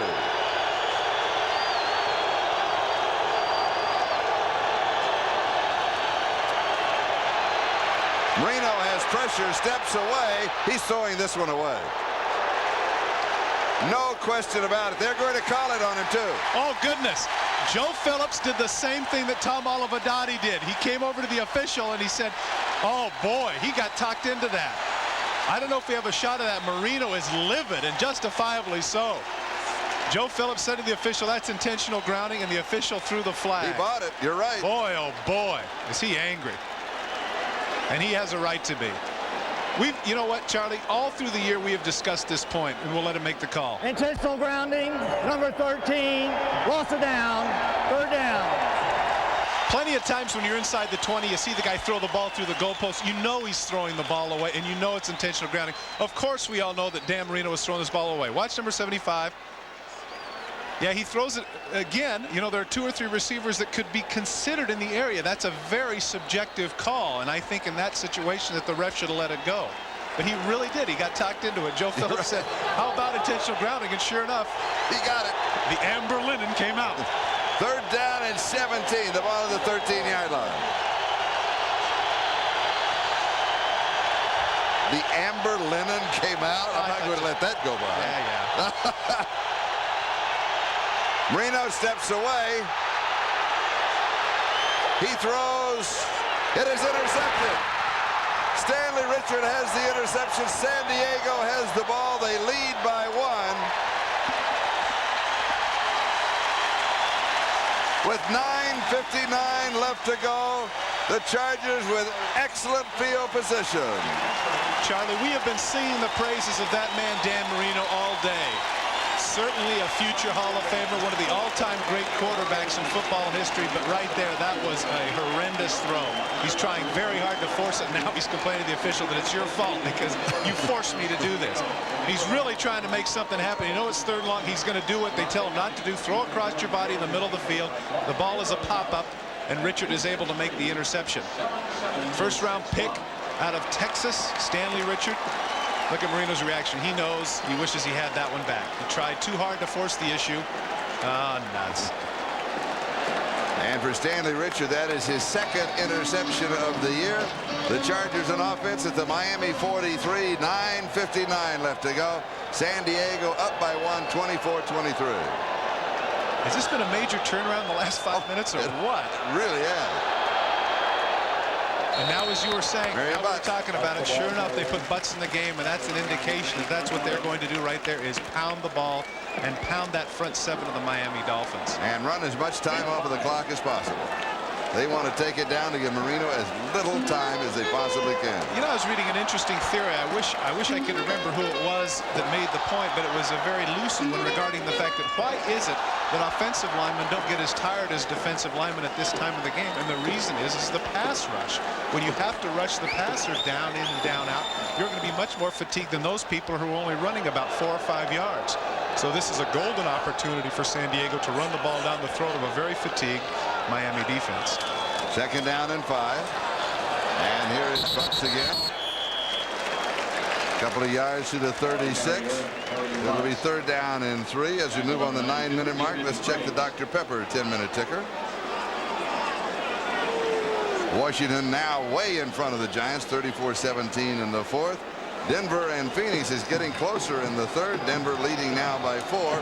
And here the Chargers on top 24-23 with 8:43 and counting time remaining in the ball game.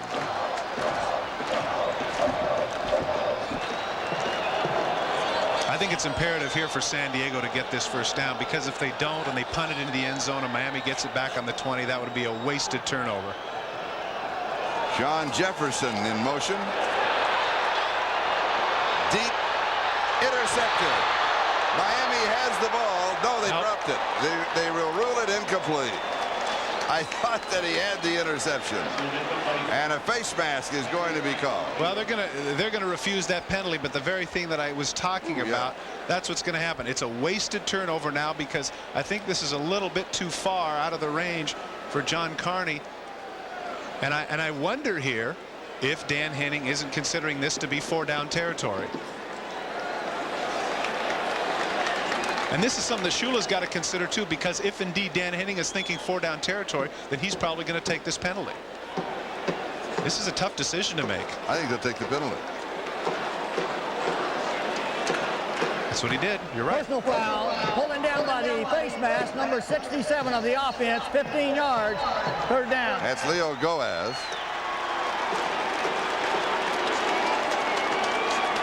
Jeff Cross beats him to the outside. Now he grabs with the left arm, and yeah, that's right, he did. He pulled him right down. Otherwise, Cross would have had a big sack right in the middle of his back. And even then, you can watch the left leg of John Freese, the ankle that's been bothering him. Oh, gosh. Man, oh, man, no wonder he's in some pain. That's got to hurt. And the almost interception by Bobby Harden. He couldn't hold on to it. He left it on the ground. So San Diego has the ball now at their own 48-yard line. And it is 3rd down and about 20. And Freeze goes deep right side. It is there. Sean Jefferson. He's got it at the first down. From the almost interception to the face mask to 27 yards to Sean Jefferson, and San Diego has the first down. Right there, you're going to see Michael Magruder has inside-out coverage. Now, he has him right there. He thinks that he's getting help from Mike Iconello from the inside, but Iconello is a little bit late. And Freeze, once again, there's the accuracy factor, puts it right on the numbers there for... And Sean Jefferson has had a disappointing year. He came over in the Lee Williams trade with Houston, and they expected a lot of things. And look at the number of the receptions, very low. Perhaps he will come on at the end of the season. Marion Butts gets the call. My guess is that he probably had more catches with the run and shoot in the preseason. When he was with the Oilers than here. I think you're right. But boy, he made a big catch there. So many times, Charlie, you watch the cornerback trailing that play and you assume he was the one that was at fault. But when they had the inside-out coverage, the safety needed to come over there and make that play, and he was just a little bit late. And give credit to Freeze. That was an outstanding throw right in the seam. And the clock continues to tick away. And the Chargers will use up all of the play clock. It's down now to 10 seconds and counting. And they will do this every time. Ronnie Harmon is into the offensive set. Freeze with protection, throws. Oh, nice catch. Kitrick Taylor at the 3. It'll be first down and goal to go. A gain of 18. Dan Henning was telling us they weren't sure if he was going to be able to play. That's his first catch of the day. But boy, he made an outstanding catch it was. Watch him extend himself with the arms. Body extended. Boy, nice catch there by Taylor. They spotted at the 2-yard line. First down, goal to go, San Diego.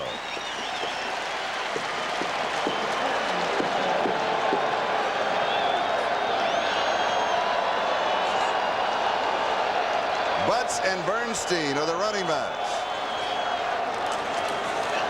Butts the lead blocker. Bernstein carries. He does not get in. Actually, that's okay. You know why?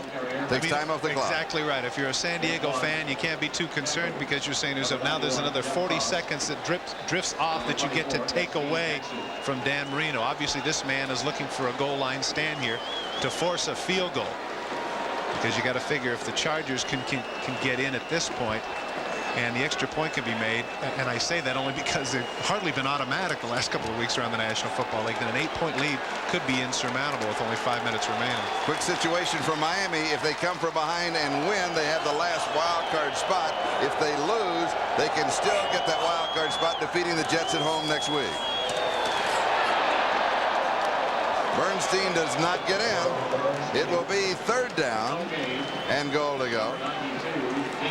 Just inside the 1-yard line. We'll take another look. Now on the sidelines, depending upon if there's a loss or not, he cuts back here and look where the hole was. If he'd have stayed where he was going the first time, he would have scored the touchdown. Now Dan Henning has a tough decision here because on third down, depending upon what his thinking is, if he does a play action pass and doesn't get it into the end zone, then he has that big 4-down decision thing. My thinking is that he's got the big 3 tight ends. He's got those big backs in the backfield. This is 4-down territory. We're going to take 2 whacks at it here to get it in. You run it twice. Exactly.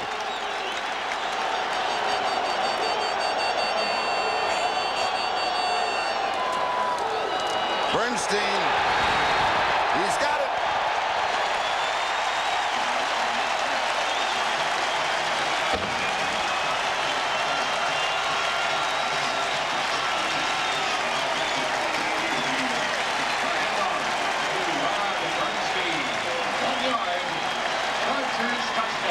The play before, Rod Bernstein cuts back against the grain. This time he just follows him right up the middle. There is no blocking, but his vertical leap is a little bit too much for Klingbeil and for Odom. No blockers there, and there they are. They can make the tackle, but that long body is just too much. Touchdown Chargers. And the extra point. And it is good. Following the fumble recovery, following the interception, the Chargers lead 31-23. Good. Now. Diamonds, And by Dr. Pepper and your local Dr. Pepper bottler. Dr. Pepper is just what the doctor ordered. Don Shula, head coach of the Miami Dolphins, trailing by 8 points, 31-23 with 4:29 left. He needs a touchdown and a field goal for the victory. And the last wild card spot. He can still get it next week. He would like to get it today. Here's Kramer. And he returns across the 25 to the 27-yard line, where Miami will go to work. Kramer takes the kick at the 6. There's a man that I think they had higher expectations for, Charlie. They really wanted him to replace Jim Jensen in that running, the third down possession running back spot. But he just has, Don Shula was telling us that he just didn't have the instincts just yet. Maybe that's something you can develop, because he certainly has the athletic ability. And right now you see Jim Jensen in the ball game because the Dolphins are going to have to go with their hurry up down the field. They start at their own 27-yard line. Marino thriving on this type of pressure.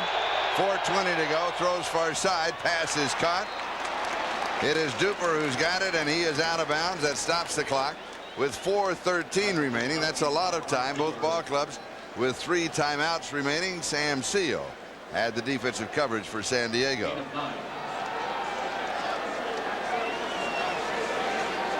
Be sure to be with us next Saturday here. Houston, of course, one of the playoff teams. They win today at Cleveland. They've had a problem winning in the cold and on the road. It'll be interesting to see the challenge that they face against the Giants. Here is Jensen. Crash has it. He goes to the 44-yard line, picks up the first down. Donald Frank makes the tackle. Junior Seau came in for the sack, and he jumped up in the air, which doesn't make any sense. Dan Marino sidearms it into Jensen. Boy, that was a nice play by Marino. And Marino now working very quickly from his own 44-yard line. Has good protection. Right on the mark again, this time to Duper. And he falls forward to the 49-yard line of San Diego. Bayless makes the tackle.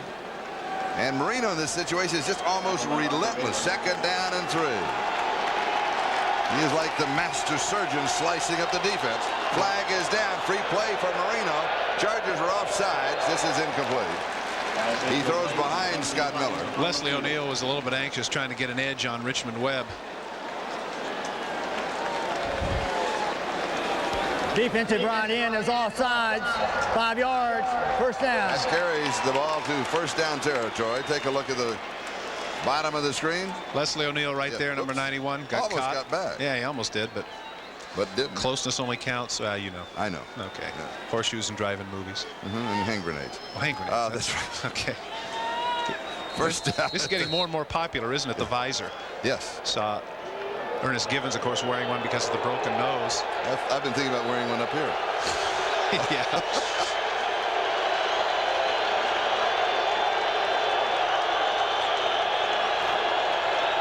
Marino has pressure. He goes down. Wow.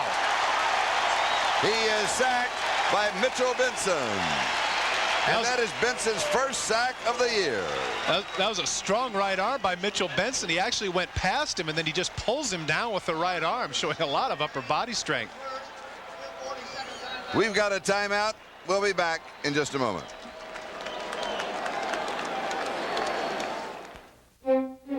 It's kind of a 360 move. Now watch as he comes across here on the spin move. Jensen hits him, and then Ulenik hits him. The right arm pulls Marino down, one-handed. Boy, oh boy. Strong move there by 95 on that's called a limbo move. Coming across from the left guard over to the right guard. I mentioned earlier in the game that they needed to try a couple of these things. Ron Lynn has integrated them into the defensive set. Some different moves up front that's put some pressure on Marino here in the second half. 2nd down and 16, 3 minutes and 20 seconds time remaining in the game. Knocked away, it is incomplete. Junior Seau got it. He is everywhere. You know what? I keep saying, Charlie, I don't understand why they don't put him at outside linebacker, but I guess in the middle he can do so many other things. Well, one of the reasons he can, from the middle, he can roll from sideline to sideline. Hey, anywhere you put him, he's going to play. Oh, yeah. He only knows one speed.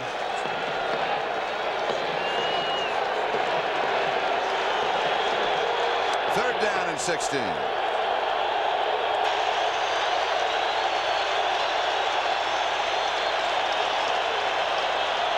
No flags. Marino goes deep, has a man. Oh, what a throw. Play. Mark Duper. What a throw. 38 yards. What a laser beam Marino put on that, and then Duper heads up enough to get out of bounds. Sammy Seal in coverage here. He's looking back. Now he's got to turn around. Just look right there, and he looks back, and the ball is right on his arms. What a throw by Marino. And it is a first down just outside of the 10-yard line. 3 minutes and 8 seconds time remaining. That was 3rd down and 16. Marino continues to amaze.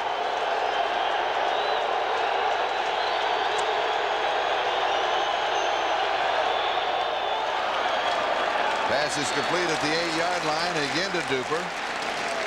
Charlie, in effect, on that last coverage, you saw Sammy Seal. He, in effect, dared him to make the perfect pass. He goes, okay, and he did. And Donnie Elder was exchanging some jawing with Mark Duper, and Duper got up and pointed at him. And the challenge has been set. Marino steps away, throws. Touchdown to Mark Clayton, his 2nd of the game.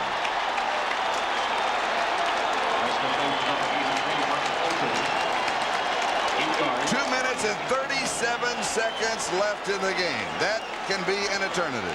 Once again, the Marino to Clayton connection comes through in the clutch. But give Marino credit here, not just for his arm, but for his feet. He once again bides the time. Watch as he dances out of traffic there, avoids the sack, sets his feet, fires down. Clayton does a nice job sliding in ahead of Gilbert for the 6.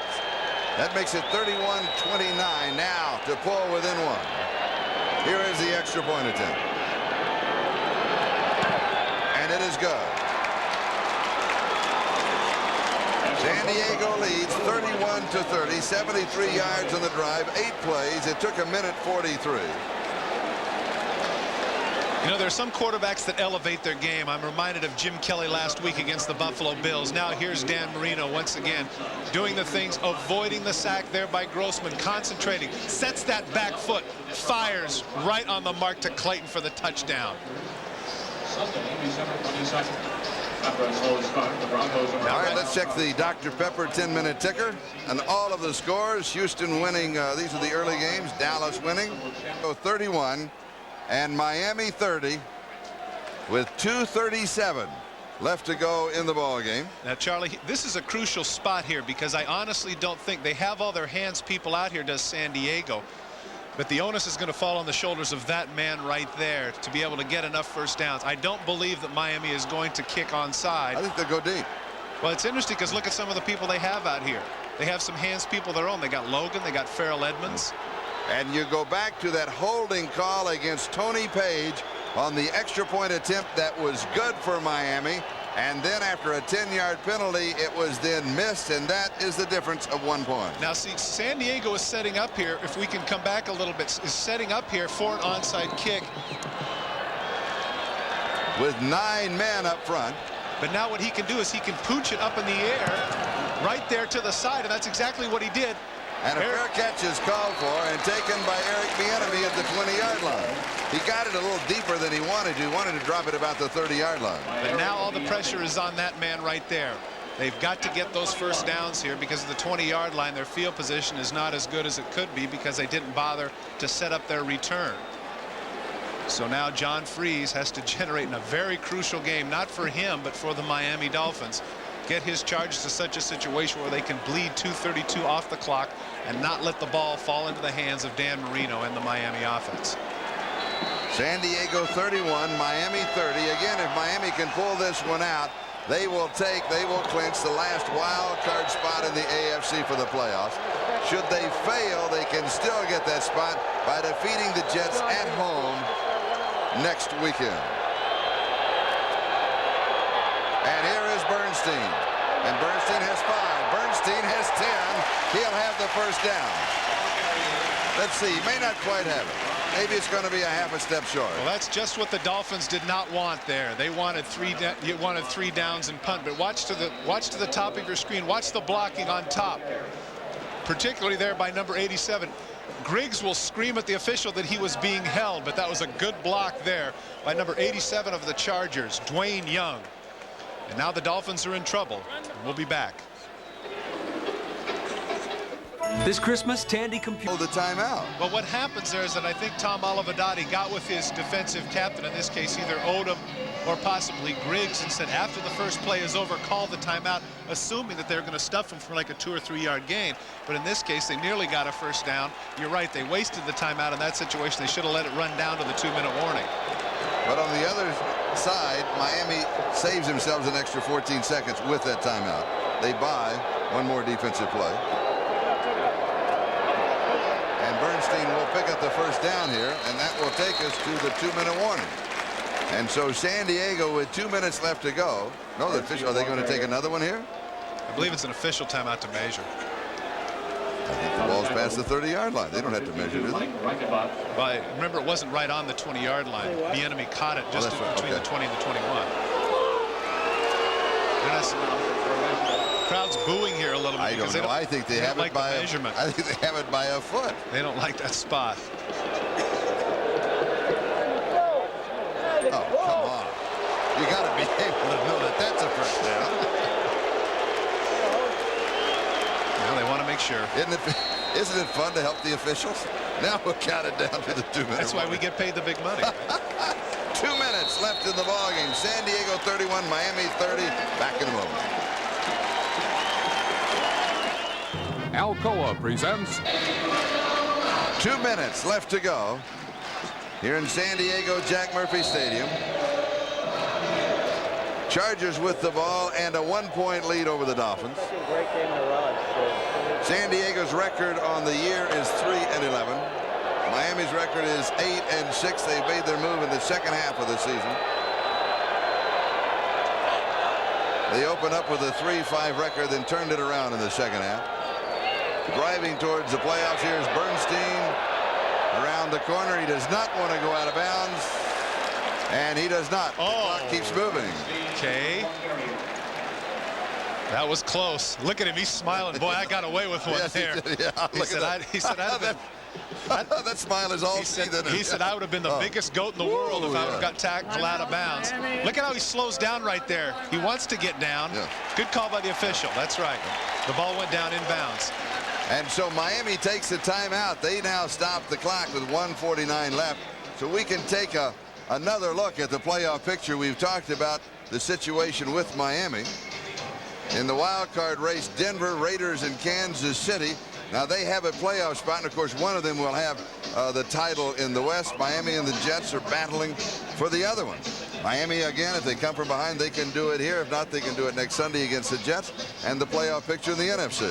Well, the NFC is much more crowded. You know, one of the things I thought interesting, Charlie, is that the argument when they added the extra wild, great start. They lost what, 4 straight? Yeah. They've really struggled. That'll be interesting on Monday night. Both coming off of tough losses, particularly the Raiders, who I thought had the Bills beat last week. But second down and 5. Here is Bernstein to this side around the corner. He's to the 50, the 40. The 20. He's gonna do it. He's got it. 64 yards.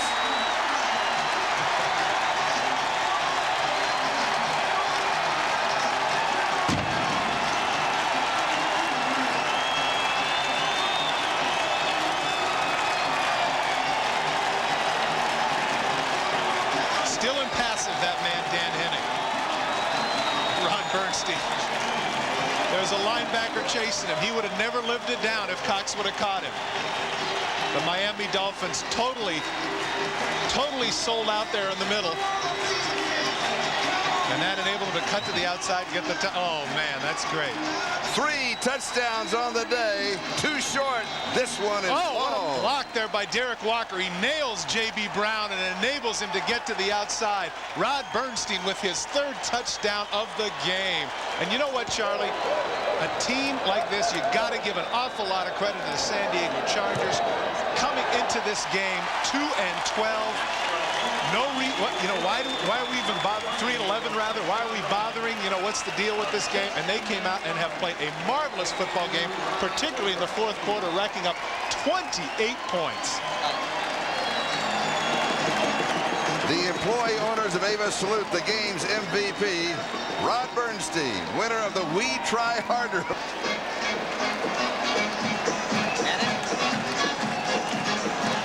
And right now, let's take a look at today's Canon camcorder replay of the game. At this point, Miami's up 23-17, but Leslie O'Neal with a move by Richmond Webb sacks Dan Marino, and the fumbles recovered by Joe Phillips.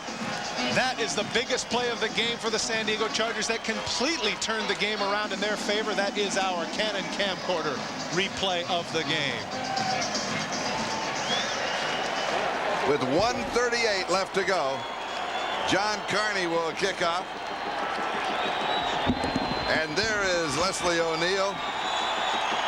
He always speaks his mind, not pleased with the way the season's gone, has to be pleased with his play today and the play of his teammates. Traver on the return. Out to the 20, the 25. Across the 30, he is down around the 32-yard line. Don't be surprised to see Marino go down the length of the field, and we could still have an onside kick, Charlie. Miami out of timeouts. 1:31 time remaining. And NBC prime time. See that a year ago when it was in the theater. It is. It's a lot of fun. I really enjoyed it. A lot of laughs. Marino rolls, throws back. The pass is complete to Tony Martin. And Martin will be down around the 38-yard line. You know, he's able to get through the defensive back's arms, but Junior Seau tackles and they stay tackled.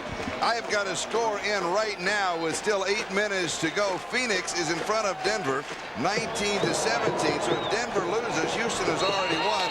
This would give Houston a bye in the first round. We move them to the divisional playoffs, and we've got flags everywhere. That would be a big upset there if Phoenix were to hold on to that. Ball start before the snap.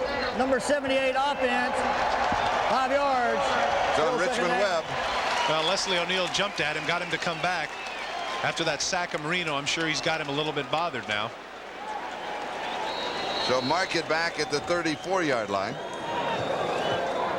From there. And it's going to be 2nd down and 8 with just over a minute left. Chargers lead at 38-30. Marino from the shotgun. He fires. Pass is complete. It's to Duper. And the clock continues to run. The ball is spotted at the 41-yard line, which is very, no, they will mark it for a first down. So it's a first down at the 41. And Marino throws downfield. This one is incomplete. He was looking for Clayton, who has scored 2 touchdown passes.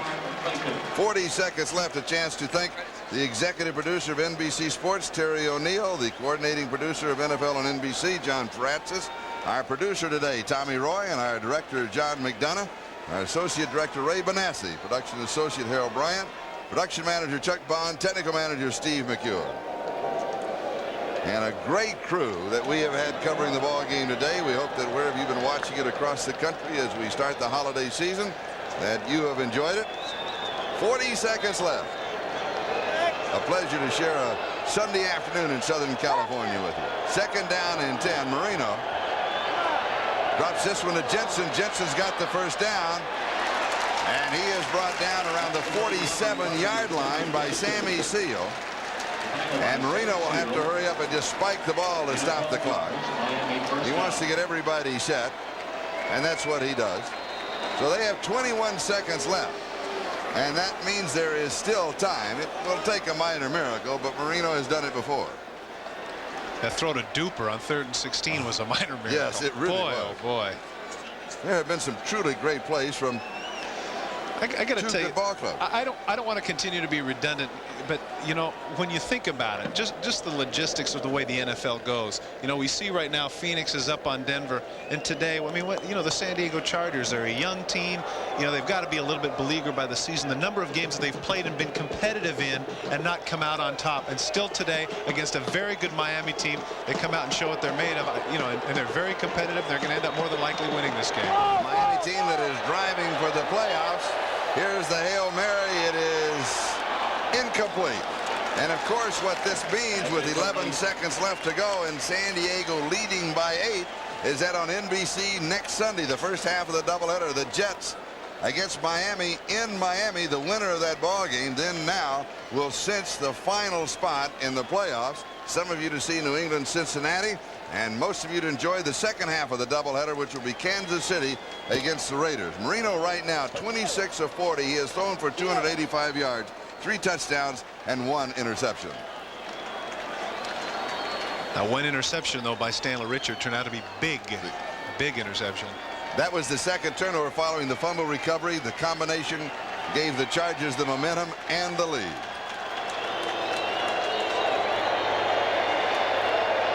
Reno goes deep to Duper. It is incomplete with 4 seconds left. The general manager of the San Diego Chargers is Bobby Beathard, and he, like everybody else, has big smiles today. Well, he's been criticized a little bit for not getting in all the talent possibly that they would have liked. Of course, everybody's familiar with his track record in places like Miami and, of course, the Washington Redskins, where he fashioned Super Bowl teams there. Now he comes back home to Southern California, and certainly the San Diego Chargers have had their struggles this year, but this is certainly a joyous moment for them. A great job by his team, and that man right there that just went past him, Craig McEwen, who's had a very big day as well. And, of course, in the 70s was, as you mentioned, the Miami Dolphins with Don Shula. Flags are down on the play. Pass is complete.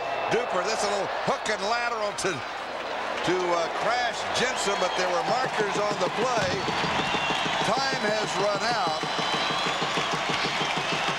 The officials are going to say that it was an offensive penalty, that the flags were dropped, and so that becomes the end of the ball game. If it had been a defensive penalty, they would have come back and done it again. It's a final. San Diego wins it 38-30. We'll be back in just a moment.